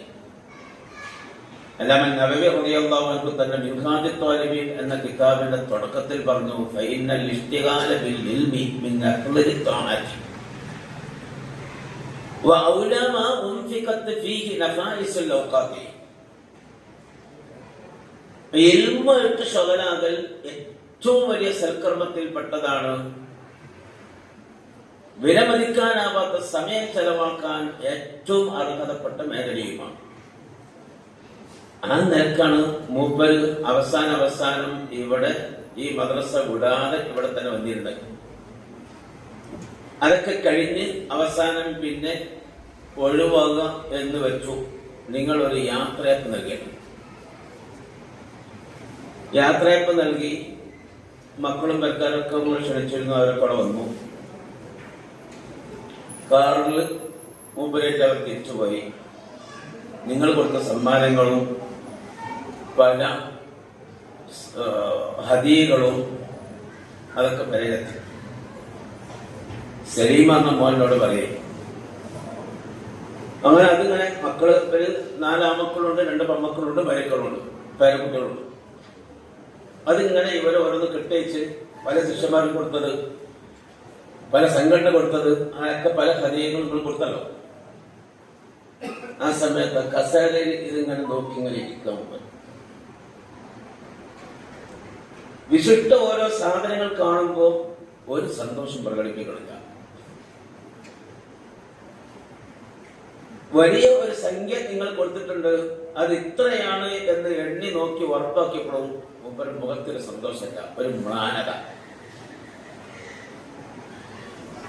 അവർ ചോദിച്ചു, നിങ്ങൾ ഇതിൽ ഇടപെടാതെ നോക്കിക്കണം. അപ്പൊ അത് കിട്ടിയതിലുള്ള സന്തോഷമല്ല, കിട്ടിയതിന്റെ പോരാത്തരം കൊണ്ടല്ല, മറിച്ച് ഇതോട് കൂടെ ഞാൻ അവിടുന്ന് പോന്നല്ലോ. ഇനി എന്റെ ജീവിതം ഒരു ഒറ്റപ്പെട്ട ജീവിതമാണല്ലോ. ഇങ്ങനെ ഒരു ക്ലാസ് എടുത്ത് പള്ളിയിൽ ഇമാമത്ത് നിന്ന് ഇങ്ങനെയുള്ള ഖിദ്മത്ത് മരണം വരെ ഇനി എനിക്കില്ലല്ലോ. ഇന്നത്തോടു കൂടെ ക്ലോസ് ആയല്ലോ.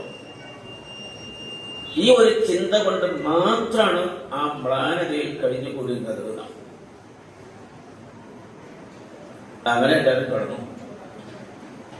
മൂപ്പരും മുമ്പൊക്കെയായിരുന്നു. പിറ്റേന്ന് നേരം വെളുത്തനേശ്വരൻ മോനെ വിളിച്ചാണ് പറഞ്ഞു, മോനെ ഞാൻ ഇന്നലെ തഹജ്ജുദ് നിസ്കരിച്ചിട്ടില്ല. മോനെ ഞാൻ ഇന്നലെ തഹജ്ജുദ് നിസ്കരിച്ചിട്ടില്ല. ഇവിടുന്ന് അവസാനങ്ങൾ യാത്രയൊക്കെ കൊടുത്ത അന്ന് രാത്രി ഇവിടുന്ന് പോയില്ലേ? അന്ന് രാത്രി വീട്ടിൽ ഇതൊക്കെ കഴിഞ്ഞ് എല്ലാവരും കടന്നു. പിറ്റേന്നൊരു മോനോട് പറഞ്ഞു, ഞാൻ ഇന്നലെ തഹജ്ജുദ് നിസ്കരിച്ചിട്ടില്ല. ഇപ്പൊ എന്നും നിസ്കരിക്കണ്ടല്ലോ, ഓരോ ദിവസം ഉറങ്ങിപ്പോയാൽ വിചാരിച്ച് അതൊക്കെ അങ്ങനെ സങ്കടപ്പെടാനൊന്നും ഇല്ലല്ലോ. ഒപ്പ പറഞ്ഞ മറുപടി, ഉറങ്ങിപ്പോയതല്ല, തഹജ്ജുദ് നിസ്കരിക്കണമെങ്കിൽ ഉറങ്ങണ്ടേ, ഞാൻ രാത്രി ഉറങ്ങിയിട്ടില്ല. കുറച്ചൊന്ന് കണ്ടെത്തിയാൽ മതി, ഒന്ന് മയങ്ങിയാൽ മതി, എന്നാൽ തഹജ്ജുദ് നിസ്കരിക്കാം. ഉറങ്ങാത്തവർക്ക് തഹജ്ജുദില്ല. അപ്പൊ ഞാൻ ഇന്നലെ രാത്രി തഹജ്ജുദ് നിസ്കരിക്കാത്തത് ഉറങ്ങിപ്പോയതുകൊണ്ടല്ല, ഉറങ്ങാത്തതുകൊണ്ട്. ഇന്നിപ്പോ വൈകുന്നേരം ഒരു മോനോട് പറഞ്ഞ വിഷയം,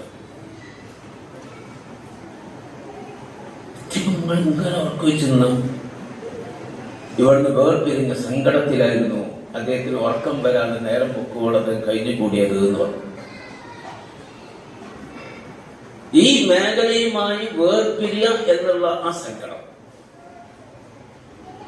പിന്നെ നാട്ടിൽ കഴിഞ്ഞു കൂടുന്ന സമയത്ത് പാറക്കെടുക്കാരെ പറ്റി ഗുണം പറയാത്ത സമയം ഉണ്ടായില്ല. പലപ്പോഴും നമുക്കറിയാം, മൂപ്പര മക്കൾക്കും ഈ വിഷയത്തിൽ വലിയ സൗഭാഗ്യമാണ് ബാപ്പാനെ കൊണ്ട് ലഭിച്ചത്. വളരെ സുഭിക്ഷമായ ജീവിതമാണ് വീട്ടിൽ നടത്തിയിരുന്നത്. ഒരു പിഷ്കത്തരം ആ വിഷയത്തിലുണ്ടാക്കാം. ഇന്നും എന്നോട് മോൻ പറഞ്ഞത്, വ്യാഴാഴ്ച പോരുന്ന സമയത്ത് അയക്കോറെ ആവോലിയോ അങ്ങനെ വിലപ്പിടിപ്പുള്ള നല്ല മുന്നം മീനിട്ട ബാപ്പ വരിക. വയന്ന മീനിട്ടല്ല. അവസാനം സുഖമില്ലാത്ത സമയത്തും ബാപ്പ പൈസ തന്നിട്ട് മീൻ വാങ്ങിക്കൊണ്ടിരാൻ വേണ്ടി പറയും. ബാപ്പാക്ക് തിന്നാൻ കഴിയില്ല, എന്നാലും ആ ടേബിൾ മീൻ ഇരുന്നിട്ട് മക്കള് തിന്നുന്നത് കണ്ട് മൂപ്പർ സന്തോഷം. പേരക്കുട്ടികളോട് അങ്ങനെ തന്നെ. പേരക്കുട്ടികളൊക്കെ ഇപ്പൊ വലിയ മോനൊക്കെ വലിയ വലിയ മക്കളുണ്ട്.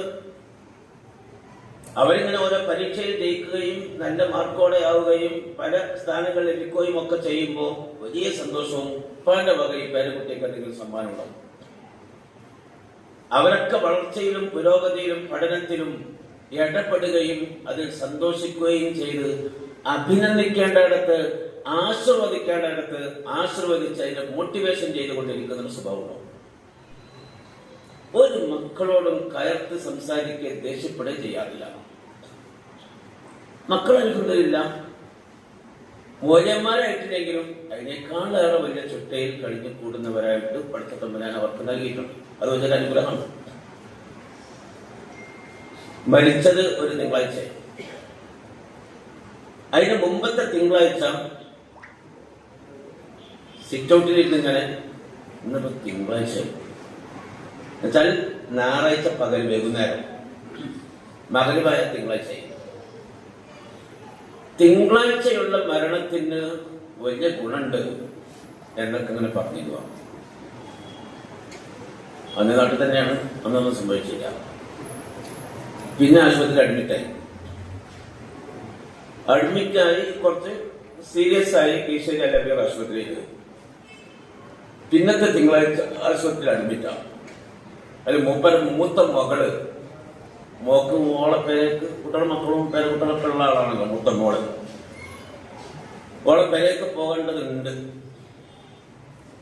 അപ്പൊ ആരോട് ഓള് പറഞ്ഞാലോ, കഴിഞ്ഞ ഇതേ തിങ്കളാഴ്ച ബാപ്പങ്ങനെ തിങ്കളാഴ്ച മരണത്തിന്റെ പോലീസ പറഞ്ഞില്ലല്ലോ, ഇന്നലെ തിങ്കളാഴ്ചയാണല്ലോ, പക്ഷം ഇന്നത്തെ ഉദ്ദേശിക്കുകയാണെങ്കിലോ മറ്റേ അവശതയിലേക്ക് ആ പായം ചെയ്തണല്ലോ, അതുകൊണ്ട് ഞാൻ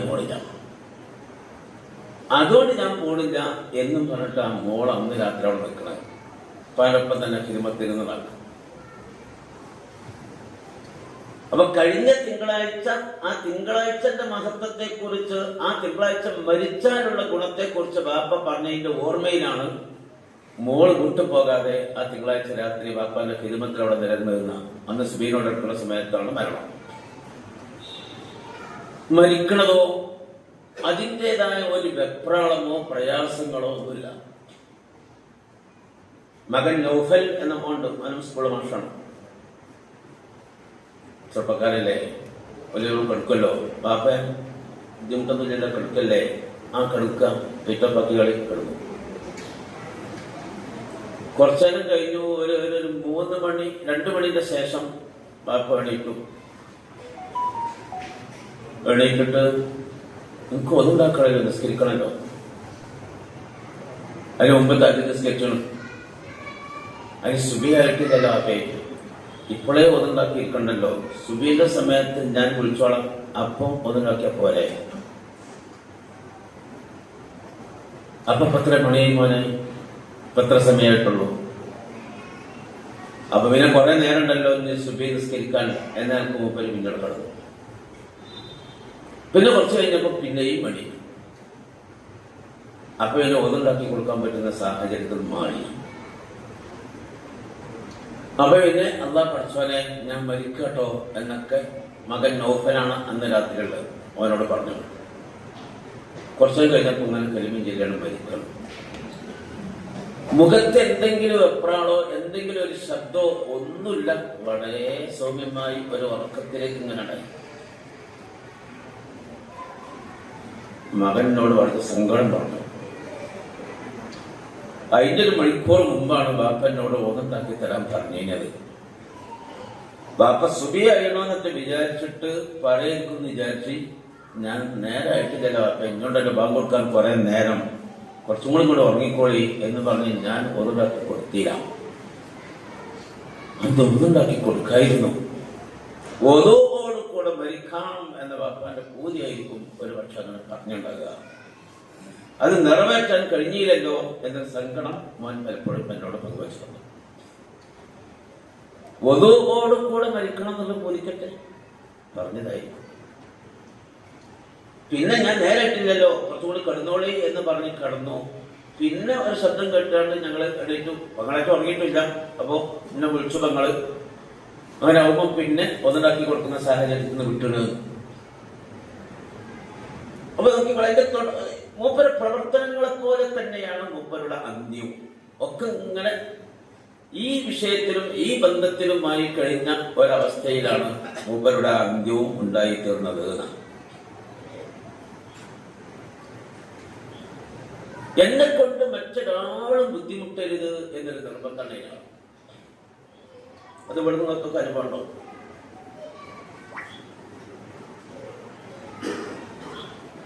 നാട്ടിൽ പോകേണ്ടി വരുമ്പോ അവിടെ ഇങ്ങനെ ബസ്സിന് കാത്തിരിക്കാന്നല്ലാതെ ഞാൻ കൊളപ്പുറ വരുന്നാക്കി തന്ന ഞാൻ കക്കാടിന് വരുന്ന ബസ് ഉണ്ടാകും കൊണ്ടോട്ടി എന്നുള്ളത് അതിലേക്ക് പോകാലോ എന്ന് ഇവിടുന്ന് ഏതെങ്കിലും ആൾക്കാരോട് പറഞ്ഞാൽ എത്രയോ തന്റെ ശിഷ്യന്മാരുണ്ടാക്കി കൊടുക്കണ്ടാവും. മൂപ്പർ അങ്ങനെ പറയലുണ്ടാവില്ല. അതിപ്പോ ഞാൻ പറഞ്ഞ് ഓരെന്തെങ്കിലും ഒരു തിരക്കിന്റെ അവസ്ഥയിലാണെങ്കിൽ എന്നെ കൊണ്ട് ഒരു ബുദ്ധിമുട്ടണ്ട എന്ന നിലയിൽ പറയാം. നാട്ടിൽ നിന്നൊക്കെ ശനിയാഴ്ച രാവിലെ പോരുന്ന സമയത്ത് മക്കളോടുണ്ടാവും. ഒരു സുബീസ് സ്കെച്ച് അവിടെ കിടക്കുന്നുണ്ടാവും. ഇപ്പൊ ഓരോ ഉറപ്പ് സ്വീപ്പാക്കണ്ടെന്ന നിലക്ക് അവിടെ ബൈക്കുണ്ട്, കാറുണ്ട്, ഒക്കെ ഉണ്ട്. ആ മക്കളോട് ഇന്നെ കീശേരി കൊണ്ടാക്കി തന്നാളാം എന്ന് പറയില്ല. കാരണം ഓരോ ബുദ്ധിമുട്ടാക്കണ്ട. പുറത്തുകണ്ട് ഇറങ്ങിയാൽ റോഡല്ലേ, ഏതെങ്കിലും ഓട്ടോറിക്ഷ വരുമല്ലോ, ഏതെങ്കിലും ബൈക്ക് ടൈമിലാണ് കീശേരി എത്താലോ, ഇനി ഓരോ കടത്തോ ഉറപ്പും ബുദ്ധിമുട്ടാക്കണ്ട എന്ന് നമുക്ക് പറയാം. അപ്പൊ മക്കളാണെങ്കിലും മറ്റുള്ളവരാണെങ്കിലും എന്നെ കൊണ്ട് മറ്റുള്ളവർക്കൊരു ബുദ്ധിമുട്ടാകരുത് എന്നൊരു നിർബന്ധമുണ്ടായിരുന്നു. അതിന് പുറമെ അവസാനം പിന്നെ അദ്ദേഹം വേറെ കാര്യം പറഞ്ഞത്, വലിയ മോനപ്പനോട് പറയേ, നോക്കിയാ ഞാൻ ഇട്ട ഡ്രസ്സേ വെച്ചാല് ഇതിൽ മാലിന്യമാകരുത്. സാധാരണ പഴയ ഡ്രസ്സ് ഇങ്ങനെ കുട്ടികളെ മൂത്രം തുറക്കാനും ബാക്കിയുള്ള സംഗതികൾക്കൊക്കെ അത് മാറ്റപ്പെടാറുണ്ടല്ലോ, ആ രൂപത്തിലാകരുത് കേട്ടോ. ഇത് ഉപയോഗിക്കുകയാണെങ്കിൽ തിരക്കടില്ല, അല്ലെങ്കിൽ പിന്നെ അത് കത്തിച്ചാൽ മതി എന്നല്ലാതെ അതിൽ മാലിന്യമാകുന്ന അവസ്ഥ വരരുത്. ഇതിൽ ഒരുപാട് മന്ത്രം കിട്ടിയിട്ടുണ്ട്. പല മഹാന്മാരും ഈ ഡ്രസ്സിൽ മന്ത്രിച്ചിട്ടുണ്ട്.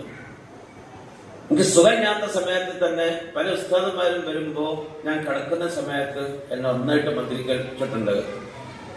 ഞാൻ ധരിച്ചിരിക്കുന്ന ഈ ഷർട്ടിലും എന്റെ ഈ തലപ്പാവിലും എന്റെ ഈ വസ്ത്രത്തിലുള്ള മന്ത്രത്തിൽ ആ ഷർട്ടിലും ആ വസ്ത്രങ്ങളിലൊക്കെ മന്ത്രം വന്നിട്ടുണ്ട്. മന്ത്രിക്കപ്പെട്ട വസ്ത്രമായതിനാൽ അത് നജസ് തുടക്കാനോ വീട് തുടക്കാനോ മറ്റ് മാലിന്യങ്ങളാകുന്ന അവസ്ഥയിലോ ഉപയോഗപ്പെടുത്തരുത്. ഉപയോഗിക്കുന്നില്ലെങ്കിൽ പിന്നെ അഥവാ ധരിച്ചുപയോഗിക്കുന്നില്ലെങ്കിൽ പിന്നെ കരിച്ചാൽ മതി, എന്നാ പിന്നെ മാലിന്യമാവൂലല്ലോ. ഏതുപോലെ അതിന്റെ കഷ്ണങ്ങള്, ഖുർആന്റെ കഷ്ണങ്ങൾ പിച്ചി പോന്നാൽ എന്നാ മസാല എവിടെയെങ്കിലും വിളിച്ചിടാൻ പാടില്ല, കടുത്ത ഹറാം.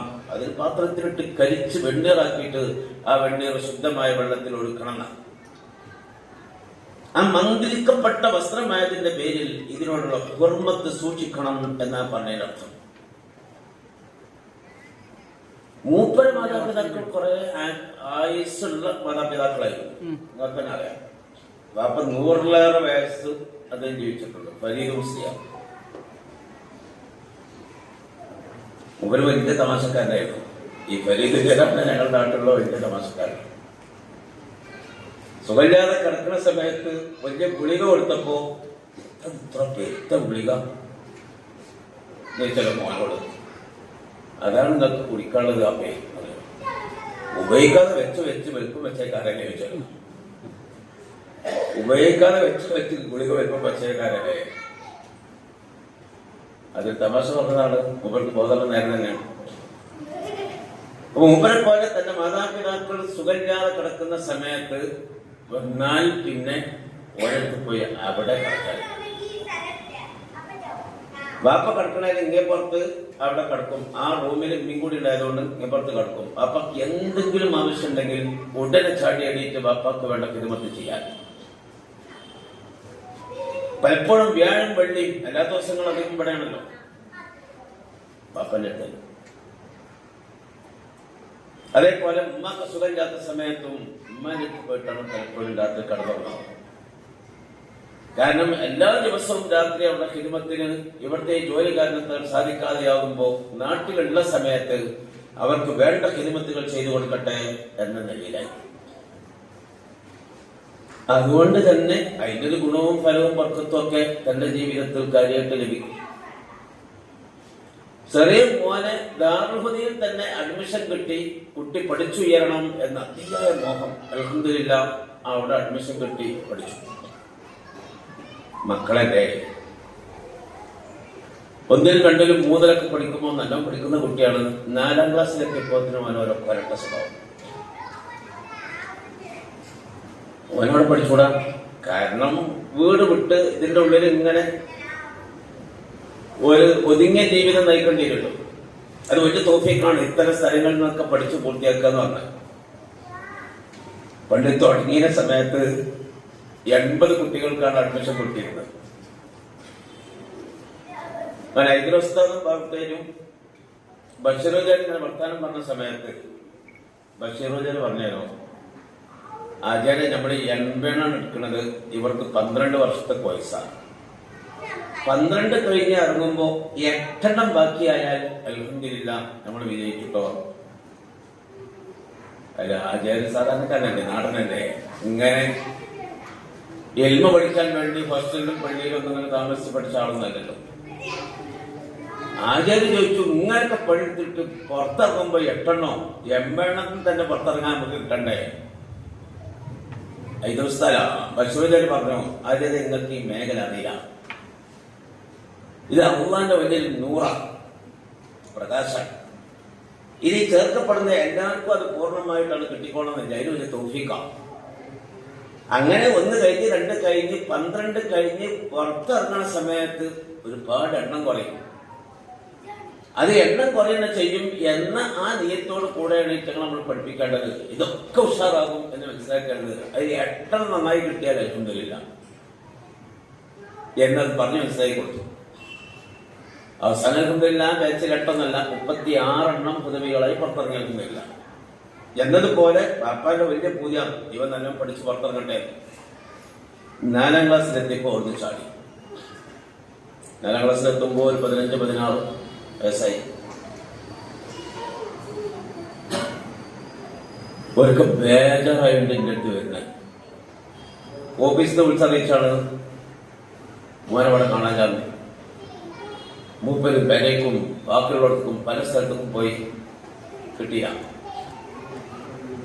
അവസാനം രാത്രി മുഴുവൻ വേറെ സ്ഥലത്തായിരുന്നു ആ കുട്ടി തങ്ങിയിരുന്നത്. പിറ്റേന്ന് രാവിലെ ഉള്ളതും പെരയ്ക്ക് പോയി. അങ്ങനെ ആളെ കിട്ടി. ആളെ ഉപദേശിച്ച് ഇവിടെ കൊണ്ടുവന്നാക്കി.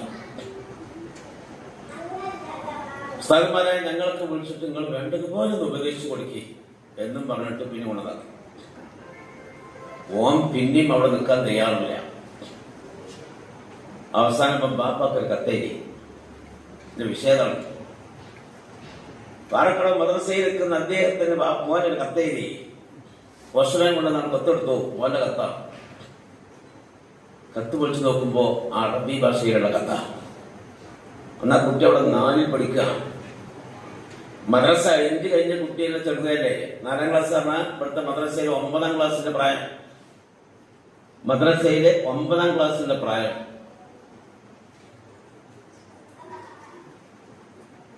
ആ കുട്ടി അറബിയിൽ കത്തേരിക്കണം. ആ കത്തിങ്ങനെ സലാമിന്റെ ശേഷം അബി അന്ത അബി അലൈക ദിമ്മത്തുൻ കബീറ എന്നൊക്കെ പറഞ്ഞിട്ട് ഒരുപാട് കാര്യങ്ങൾ. ഈ കത്ത് കിട്ടിയ പാടം നമ്മൾ കണ്ണിലിങ്ങനെ തോരാത്ത കണ്ണീർ. ആ കത്തേറ്റ് എൻ്റെ അടുത്ത് വന്നു റൂമില് കേസ് നോക്കിയാണ് എന്റെ കുട്ടിയെ കത്താൻ. എന്റെ കത്തിലുള്ളതറിയോ? എന്റെ ജീവൻ വെച്ച് നിങ്ങൾ പന്താടരുത്. ഇനിയും എന്നെ ഇവിടെ പിടിച്ചു കെട്ടി നിർത്തുകയാണെങ്കിൽ എന്റെ മയ്യത്ത് പാറക്കടവ് പോയാൽ നിങ്ങൾക്ക് കാണാം. അതുകൊണ്ട് എന്നെ പെട്ടെന്ന് ഇവിടെ നിന്ന് കൊണ്ടുപോകേണ്ട ബാധ്യത ഉപ്പ നിങ്ങൾക്കുണ്ടല്ലോ എന്ന് പറഞ്ഞ കത്ത്. ഈ കത്തേക്ക് കണ്ണീരൊലിപ്പിച്ചിന്റെ റൂമിൽ ദാറുന്നേര് വന്നു. എന്നോട് പറഞ്ഞു, ഈ കുട്ടിയെ 4 കൊല്ലായിട്ടുള്ളൂ ഇവിടെ. ഓന്നൊക്കെ നിങ്ങൾ എഴുതിയത് അറബിയിൽ സ്ഫുടമായിട്ടുള്ള അറബിയിൽ ഇന്നെ കൊണ്ട് നിങ്ങൾ എഴുതാൻ കഴിയില്ല. 4 കൊല്ലായപ്പോഴേക്ക് ഈ രൂപത്തിൽ അറബി ഭാഷയിൽ കത്ത് എഴുതാൻ അവൻ കഴിഞ്ഞെങ്കിൽ ഇവിടുന്ന് കിട്ടിയതാണല്ലോ അത്. എന്നിട്ട് ആ കുട്ടിക്ക് ഇവിടെ നിലനിന്ന് പഠിക്കണം എന്നുള്ള ബോധം വരുന്നില്ലല്ലോ. ഞാൻ എന്താ കാട്ടണം? നിങ്ങൾ കരഞ്ഞു വേണ്ടേ എന്ന് പറഞ്ഞു. ഇതൊരു കരയില്ലാതെ കേസേക്ക് എന്താ ഞാൻ ചെയ്യേണ്ടി? അങ്ങനെയാണ് മുമ്പിൽ പെട്ടെന്ന് ഉംറക്ക് പോണത്. കരബന്റെ കില്ല പിടിച്ച് കരഞ്ഞു ചോദിച്ചു, പക്ഷനെ എന്റെ കുട്ടി അവിടെ പെട്ടെന്ന് പൂർത്തിയാക്കണേ. പക്ഷെ അള്ളാന്റെ വിധി വേറൊന്നാണ്. കുട്ടി പൂർത്തിയാക്കിയില്ല. പോകന്നെ പറ്റുള്ളൂ എന്നുള്ള പോയതിന്റെ ശേഷവും പിന്നെ യാതൊരു പൊട്ടികൾ പോലില്ല, വളരെ ഉഷാറാണ്. ഇപ്പോഴോ അവന് ബാപ്പ എന്ന് പറഞ്ഞ ജീവന്റെ ജീവനാണ്. അവസാനം അസുഖമുള്ള സമയങ്ങളിലൊക്കെ കാര്യമായി പരിചരിക്കാനും ബാപ്പാന്റെ ചുട്ടുമൂത്രം എടുക്കാനും കഴുകാനും വൃത്തിയാക്കാനും ഒക്കെ സജീവമായിട്ടുണ്ട്. ഉറക്കൊഴിച്ചിട്ട് മക്കള് ബാപ്പാക്കും വേണ്ടി ചെയ്യുന്ന സമയത്ത് ബാപ്പയ്ക്ക് കരഞ്ഞിട്ട് പറഞ്ഞു നമുക്ക് മാറ്റിയിട്ട് നിങ്ങളൊക്കെ ഒരുപാട് അറിഞ്ഞാറാകാണല്ലേ. അപ്പൊ ഈ നൗഷാദ് അമ്മ പറഞ്ഞു 78 കൊല്ലമായിട്ട് നമ്മൾ ജീവിക്കാൻ തുടങ്ങണേ, ഇതുവരെ ഞങ്ങൾക്ക് വേണ്ടി അടങ്ങാറായില്ലേ. കുറഞ്ഞ ദിവസങ്ങൾക്ക് വേണ്ടി ഞങ്ങൾ ഉറക്കൊഴിക്കലാണോ വാപ്പേ? ഞങ്ങൾക്ക് എത്ര ചെയ്താലും ഞങ്ങൾക്ക് യാതൊരു മനപ്രയാസവും ബുദ്ധിമുട്ടുമില്ല, അതിന് നിങ്ങൾ സങ്കടപ്പെടരുത് എന്ന് പാപ്പാനോട് പറഞ്ഞു. അപ്പൊ മൂപ്പർ കണ്ണീരൊലിപ്പിക്കലും ദ്വാക്കും ഒക്കെ ഒരു ഫലവും വർക്കത്തും പഠിച്ചം കൊടുത്തിട്ടുണ്ട്. പക്ഷെ അവനാ വിചാരിച്ച രൂപത്തിൽ ഔകണം എന്നില്ല പഠിച്ചവന്റെ ഇജാബത്ത്, അത് മനസ്സിലാക്കിയാണ്. അല്ലെന്നില്ല ഒന്നും തന്നെ നമ്മളെ അപ്പാനുമാന്റെ ഒക്കെ കബറിനെടുത്ത് പോകുമ്പോ മെമ്മോജാര കബറിനെടുത്ത് ഏതെങ്കിലും പോകണ്ടാവും. മെമ്മോജാര കബറിനെടുത്ത് ഏതെങ്കിലും പോകുമ്പോഴുണ്ടാവും, എപ്പോഴെങ്കിലും ആയിട്ടുണ്ടാവും. സുബീന്റെ ശേഷം നമ്മളൊക്കെ മാനി ബാപ്പാന്റെ കബറിനെടുത്ത് പോകുമ്പോണ്ടാവും. അവിടെ ഏതെങ്കിലും പോകും. ഒരു വെള്ളിയാഴ്ച വ്യാഴ്ച മാത്രമല്ല. ഞാൻ ദീർഘിപ്പിക്കുന്നില്ല, ചുരുക്കം. അപ്പൊ ചുരുക്കത്തില് ഇവിടുത്തെ സ്വഭാവങ്ങൾ എങ്ങനെയായിരുന്നു, ആളുകളോട് ഇടപഴകിയിരുന്നത്, പെരുമാറിയിരുന്നത് ഏത് രൂപത്തിലായിരുന്നു എന്നുള്ളത് പറയാൻ നേരത്തെ പറഞ്ഞ് വിരവുട്ടുകാര് പറഞ്ഞാല് ഈ മൈക്ക് ഓരോരുത്തരുടെ മുന്നിൽ വെച്ചാൽ എന്നേക്കാൾ വാചാരമായി പറയാൻ നിങ്ങൾക്ക് താല്പര്യമുണ്ടോ? അതുകൊണ്ട് ഞാൻ ഇവിടുത്തെ വിഷയങ്ങളൊന്നും പറയില്ല. തിങ്കളാഴ്ച ഇവിടുത്തെ ജമാഅത്ത് കഴിഞ്ഞാൽ പറക്കടവ് പള്ളിയിലാണല്ലോ, ജമാഅത്ത് കഴിഞ്ഞാൽ നേരെ നമ്മളടുത്ത് വരും. കൊടുക്കുന്നത് ദാറുൽ പള്ളിക്ക്. എന്തിന്? എല്ലാ തിങ്കളാഴ്ചയും അവിടെ ദുആണ്. അതന്ന് തുടങ്ങിയതാ. സ്ഥാപനം തുടങ്ങിയത് മുതൽ അതിന്റെ സഹായികൾക്ക് വേണ്ടി ദുആ യാസീനോദി നടത്തണം എന്ന് ഹൈദരാബാദ് എന്ന് പറഞ്ഞതാ. ആ ദുആയിൽ പങ്കെടുക്കാനായിട്ട് അവിടെ നടന്ന വരിക. അവിടെ പുറംപള്ളിയിൽ ആ ചുമരും ചാരിയിട്ട് അവിടെ വരും. പിന്നെ ദാറുദയിൽ തന്നെ ആദ്യം പഠിച്ചിരുന്ന പഴയ വിദ്യാർത്ഥികൾക്ക് ഹിസ്ബ് പഠിപ്പിക്കാൻ വേണ്ടി ബഹുമാനപ്പെട്ടവരെയാണ് ചുമതലപ്പെടുത്തിയിരുന്നത്. ഇവിടുത്തെ ക്ലാസ്സൊക്കെ കഴിഞ്ഞ് ഇമാമത്തിന്റെ നേരെ ആകുന്നതിന് മുമ്പ് ഒഴിവുള്ള നേരം നോക്കി അവിടെ വന്ന് ആ കുട്ടികൾക്ക് ക്ലാസ് എടുത്തു. ആ കുട്ടികൾക്കും മെമ്മോജാർ എന്ന് പറഞ്ഞാൽ വലിയ മതിപ്പാണ് ബഹുദവികളായി തീർന്ന. കാരണം അവരെ പഠിപ്പിച്ച് അവർക്ക് ഈ വിഷയത്തിൽ ആര് മുന്നിലും ധൈര്യസമേതം ഇമാമത്ത് നിൽക്കാൻ മാത്രമുള്ള ആ തജ്വീദിന്റെ നിയമങ്ങൾ, ഖുർആൻ പാരായണ നിയമങ്ങൾ അദ്ദേഹം പഠിപ്പിച്ചത് അവരുടെ പക്കലുണ്ടാവുമ്പോ ആ വിവരത്തിന്റെ അടിസ്ഥാനത്തിലാണല്ലോ തജ്വീദി നിയമപ്രകാരം നമുക്ക് 4 ആളെ മുന്നിൽ നിന്ന് നിസ്കരിക്കാൻ സാധിക്കുന്നത് എന്നൊരു ധൈര്യം നമുക്കുണ്ടാവുമ്പോ എപ്പോഴും അത്തരം ഉസ്താദന്മാരോട് ഒരു മാനസികമായ അടുപ്പാർക്കുണ്ടാവും. അതൊക്കെ മുറിയാതെ അദ്ദേഹത്തിന് ലഭിച്ചുകൊണ്ടേയിരിക്കും. അതിനാൽ ഞാൻ നിർത്തുകയാണ്. ബഹുമാനപ്പെട്ട അദ്ദേഹത്തിന്റെ ശിഷ്യന്മാരെന്ന് പറയുമ്പോൾ മൂപ്പരൊക്കെ പഠിച്ചവർ നിങ്ങളൊക്കെ പഠിച്ചു ഭൂരിഭാഗം പഠിച്ച ശിഷ്യന്മാർ തന്നെയാണ്. 970കളിലായിരിക്കും ഇവിടെ വന്നത്, 76. 976 മുതൽ 2026 കഴിഞ്ഞ 1-2 വർഷങ്ങൾ വരെ ഇവിടെ തന്നെയാണ്. 48-50 വർഷം. അല്ലാഹു ഹിദ്മത്തുകളൊക്കെ കബൂൽ ചെയ്യുമാറാകട്ടെ.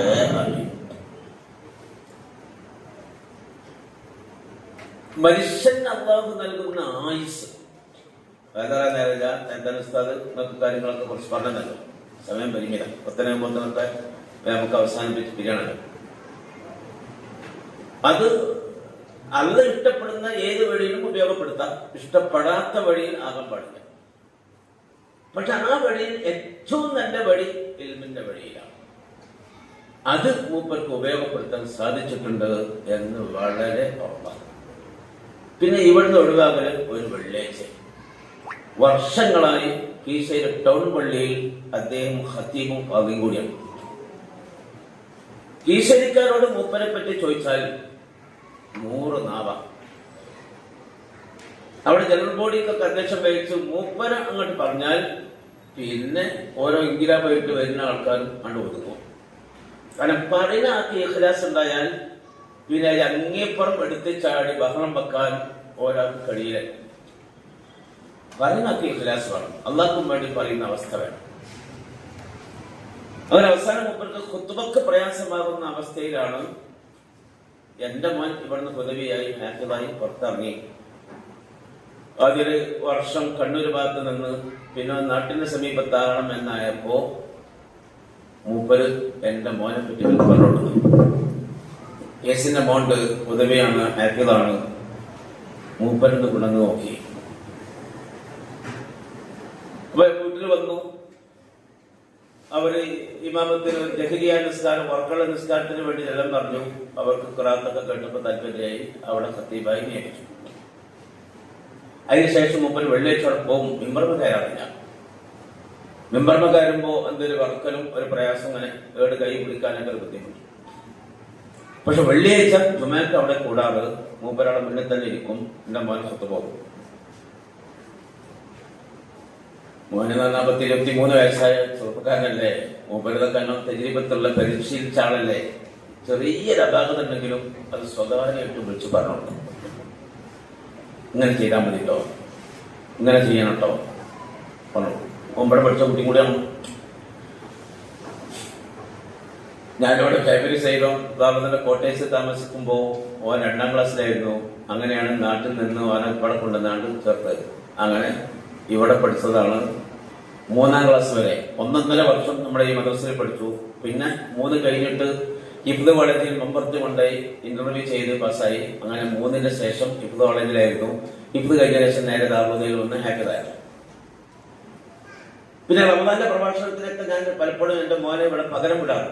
എനിക്കെന്തെങ്കിലും അസുഖം ഉണ്ടാവും. അവിടെ സംഘാടകർക്ക് അറിയാം. അവിടെ മോനെ പ്രശ്നം ശരിക്കും കേൾക്കും.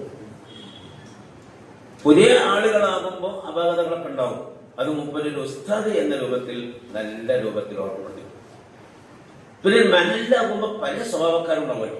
പല പാർട്ടിക്കാരും ഗ്രൂപ്പുകാരും പല ചിഹ്നങ്ങൾക്ക് വോട്ട് ചെയ്യുന്നവരും ഈ ഇരിക്കുന്ന സദസ്സിലുണ്ടാവും. അപ്പൊ ഇലക്ഷന്റെ സമയങ്ങളിലൊക്കെ പ്രസംഗിക്കുമ്പോൾ വളരെ ശ്രദ്ധിച്ചാണ് കേട്ടോ എന്ന് മോനെ മുമ്പിൽ പറഞ്ഞു. അതൊന്നും നമ്മൾ പറയാൻ നിൽക്കണ്ട. അത് ഓലായി, ഓല പാടായി, ഓല പാർട്ടിയായി, ഓല ചിഹ്നായി, ഓല വോട്ടായി. അതൊന്നും അതിക്കൊന്നും നമ്മൾ പോവുകയും ചെയ്യരുത്. നമ്മൾ എല്ലാരും കൂടി ഖത്തീബാകും. എല്ലാരും കൂടി ഖത്തീബാകുമ്പോ ആ നിലക്കാണ് നമ്മൾ അവരെ കാണേണ്ടത്. നമ്മൾ ദീന്റെ കാര്യം മാത്രം പറഞ്ഞാൽ മതി കേട്ടോ എന്നൊക്കെ മോനെ ഉപദേശിച്ചു കൊടുക്കാറ്. ഞാൻ പറഞ്ഞു വരുന്നത് മൂലമാരുടെ ഇടയിൽ പൊതുവെ ഉണ്ടാകുന്ന ഒരു വിഷയം എന്താ അറിയാം? വാരാർക്കെങ്കിലും എന്തെങ്കിലും നന്മ കിട്ടണം കൂടി അത് ബുക്ക് കിട്ടണം എന്ന് പൂജച്ച് മറ്റേ ചെറിയ അസൂയ വെക്കുന്ന സ്വഭാവം ചേർക്കുന്നുണ്ട്. അത് അസാധുവില്ല. എല്ലാവർക്കും നന്മ വരട്ടെ എന്ന ആഗ്രഹേ മൂപ്പർക്കൊള്ളൂ. മറ്റുള്ളവർക്ക് എന്തെങ്കിലും ലഭിക്കുന്നതോ അനുഗ്രഹങ്ങൾ ഉണ്ടാകുന്നതോ അതിൽ ഒരു മനപ്രയാസം ഇല്ലാത്ത, അഥവാ അതിനാണ് അസൂയ അറിയില്ല. അത് തീരയില്ലാത്ത പടപ്പാണ്. മരണപ്പെട്ടതിന്റെ 7ാമത്തെ ദിവസം വീട്ടില് ഏഴുന്ന പരിപാടി നടത്തി. അത് കീശയിലുള്ള സെക്രട്ടറിന്റെ അടുത്തെന്നാണ് പറഞ്ഞു. ഇതിപ്പോ സഫറിലാണല്ലോ മരിച്ചത്. ആ ചെറിയ പെരുന്നാളിന് അന്ന് ഇവരുടെ കുത്തുബക്ക് വരല് നിർത്തി എങ്കിലും പെരുന്നാൾ പൈസ എന്ന നിലക്ക് എന്തെങ്കിലും ചെറിയ പൈസ കൊണ്ടേ കൊടുത്തു. അങ്ങനെ അന്നൊരു സംഖ്യ കൊണ്ടേ കൊടുത്തു. അവസാനമായിട്ട് കൊണ്ടേ കൊടുത്തതാണ്. മൂപ്പര് ഇങ്ങനെ എടുത്ത് നോക്കിയാണ്ട് എണ്ണി അതിന് നേരെ പകുതി സെക്രട്ടറിന്റെ അടുത്ത് കൊടുത്തിട്ട് പറഞ്ഞു, ഇത് നമ്മൾ റിലീഫ് ഉണ്ടല്ലോ, ആ റിലീഫ് കൊടുത്തോളി. എത്രയാണോ കൊടുത്തത് ആ കൊടുത്തതിന്റെ നേരെ പകുതി സംഖ്യ കൊടുത്ത അതേ ആളെ കയ്യിലേക്ക് തിരിച്ചു കൊടുത്തിട്ട് മൂപ്പർ നേതൃത്വത്തിൽ തന്നെ മൂപ്പർ തന്നെ മുൻകൈയെടുത്ത് ഇൻട്രസ്റ്റ് എടുത്ത് ഉണ്ടാക്കിയ റിലീഫ് സെല്ലുണ്ട്. വളരെ പാവപ്പെട്ട ആൾക്കാരുണ്ടല്ലോ, അവരെ സഹായിക്കാൻ. ഇത് അതിന്റെ പ്രവർത്തനത്തിന് ആ പാവങ്ങൾക്ക് കൊടുക്കാൻ വേണ്ടിയിട്ട് എടുത്തോളി എന്ന് പറഞ്ഞ് അതിന്റെ പകുതി സംഖ്യ കണ്ടു. ബാക്കി ഒരു വർക്കത്തിന് ഉണ്ടായിക്കൊണ്ടാൻ പാടില്ല, പൗതിക്കൊണ്ടിക്കോട്ടെ. തന്നെ കൊണ്ട് സാധ്യമാകുന്ന രൂപത്തിൽ പൈസ ഉരുട്ടിപ്പിടിക്കാതെ അത് ദാനധർമ്മങ്ങൾ ചെയ്യുന്ന വിഷയത്തിലും അദ്ദേഹം മുമ്പന്തിരായി. തന്നെ കൊണ്ട് സാധ്യമാകുന്ന രൂപ ആവശ്യമായ മേഖലകളിൽ അത് ചെയ്യാറുണ്ടായിരുന്നു എന്നർത്ഥം. ഇനി ഏത് മേഖലയാണ് പോരായ്മയുള്ളത്? എന്നാലും മനുഷ്യനല്ലേ, അപാകതകൾ ഓരോ വ്യക്തികളിലും ഉണ്ടായി എന്ന് വരും. അതിനാണ് അവരുമായി ബന്ധമുള്ള ജീവിച്ചിരിക്കുന്ന നമ്മൾ. ഇനി നമ്മളെ കാലശേഷം നമ്മളുമായി ബന്ധമുള്ള ആളുകൾ നമ്മളെ കുറിച്ച് ഓർത്തിട്ട് മൂപ്പരിങ്ങനെ ആയിരുന്നു കേട്ടോ, അതുകൊണ്ട് മൂപ്പര പേരിൽ ഒരു യാസിനോതട്ടെ ഫാത്തിഹോതട്ടെ എന്ന് ചിന്തിക്കുന്ന ഒരു പിന്നാമിനെ ഇവിടെ ബാക്കിയാക്കി ഇട്ടിട്ട് മരിക്കാൻ നമുക്ക് കഴിഞ്ഞാൽ അതാണ് ഏറ്റവും വലിയ വിജയം. അതും മൂപ്പർക്കുണ്ട്, അതാണ് വലിയ അനുഗ്രഹം. അത് മൂപ്പര മക്കൾ മാത്രമല്ല, നിങ്ങൾ ഈ പാറക്കടക്കാർ മാത്രമല്ല, മൂപ്പര ശിഷ്യന്മാർ മാത്രമല്ല, മൂപ്പരുമായി ബന്ധമുള്ള ആളുകൾ, മൂപ്പര സഹപ്രവർത്തകരായ തന്റെ അധ്യാപകർ,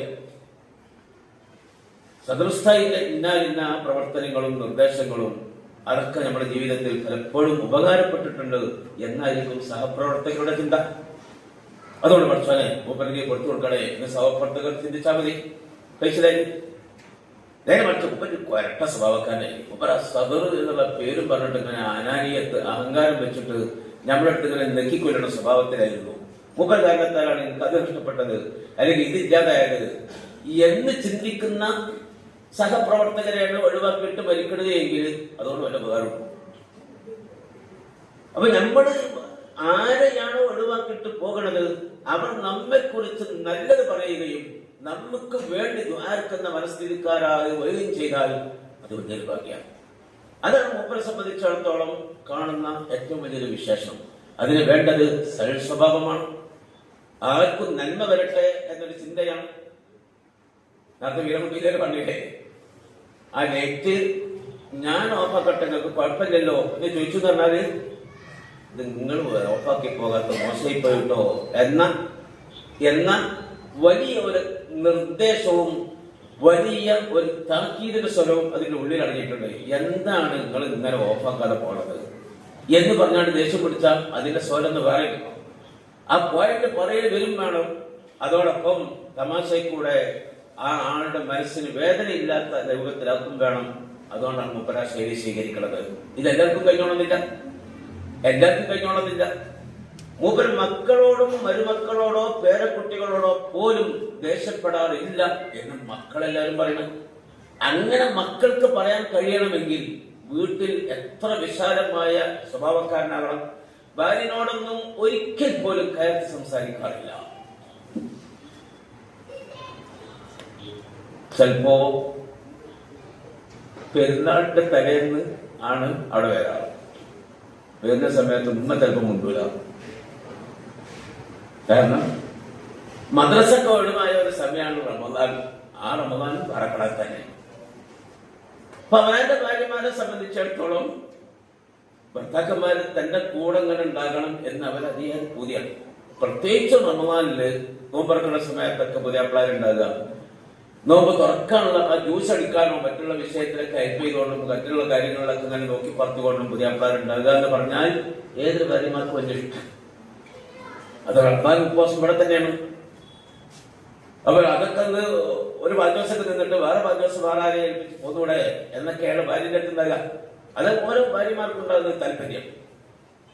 എന്നാൽ അതൊക്കെ സോപ്പിട്ട് ഉമ്മാനെ സോപ്പിട്ടിട്ട് അത് മുണ്ടിക്കുന്ന അവസ്ഥയിലേക്കും ഉമ്മാനോട് അതൊക്കെ ദീനിന്റെ ഒരു ഭാഗമായിട്ടുള്ള അമലുകളല്ലേ എന്നും പറഞ്ഞ് മനസ്സിലാക്കി കൊടുക്കുകയും ചെയ്തിരുന്നു തന്റെ ഉപ്പ എന്ന് മക്കൾ സാക്ഷ്യപ്പെടുത്തുന്നു. നോക്കിക്കളെ. അപ്പൊ ഭാര്യനോടും ഇങ്ങോട്ട് ദേഷ്യം പിടിച്ചാലും അങ്ങോട്ട് സ്നേഹത്തിൽ വർത്താനം പറയുന്ന ഒരു സ്വഭാവക്കാരനായിരുന്നു. അള്ളാഹു അദ്ദേഹം ചെയ്ത സകല ഖിദ്മാത്തുകളും കബൂൽ ചെയ്യട്ടെ. അദ്ദേഹത്തിന്റെ ഖബർ അള്ളാഹു സ്വർഗീയ പൂങ്കാവനമാക്കി കൊടുക്കുമാറാകട്ടെ. അദ്ദേഹത്തിന്റെ പഠിപ്പിക്കൽ, അദ്ദേഹത്തിന്റെ ഇമാമത്ത്, അദ്ദേഹത്തിന്റെ മറ്റ് ഖിദ്മാത്തുകൾ എല്ലാം അള്ളാഹു തആല സ്വീകരിച്ച അർഹമായ പ്രതിഫലം നൽകുമാറാകട്ടെ എന്ന് ദുആ ചെയ്ത് സമയദൈർഘ്യം ബയാന് വആഖിറു ദഅവാനാ അൽഹംദുലില്ലാഹി റബ്ബിൽ ആലമീൻ. അസ്സലാമു അലൈക്കും വറഹ്മത്തുള്ളാഹി വേണ്ടിയിട്ട് ദ്വാരക്കാൻ പോവാണ്. അതേപോലെ നമ്മളിൽ നിന്നും മരണപ്പെട്ടു പോയ പലരും അവർക്ക് വേണ്ടി ദ്വാ ചെയ്യാൻ പറഞ്ഞിട്ടുണ്ട്. നമ്മുടെ മാലിൽ പല ആളുകളും സുഖമില്ലാതെ വീട്ടിലാണ്. അവരെ അസുഖമൊക്കെ മാറാൻ പ്രത്യേകം പ്രാർത്ഥിക്കാൻ പറഞ്ഞിട്ടുണ്ട്. ഏതായാലും ദ്വായിലേക്ക് കടക്കുകയാണ്. പുറത്തുള്ള ആരെങ്കിലും ഉണ്ടെങ്കിൽ ഒന്ന് അകത്തോട്ട് ഇരിക്കണം.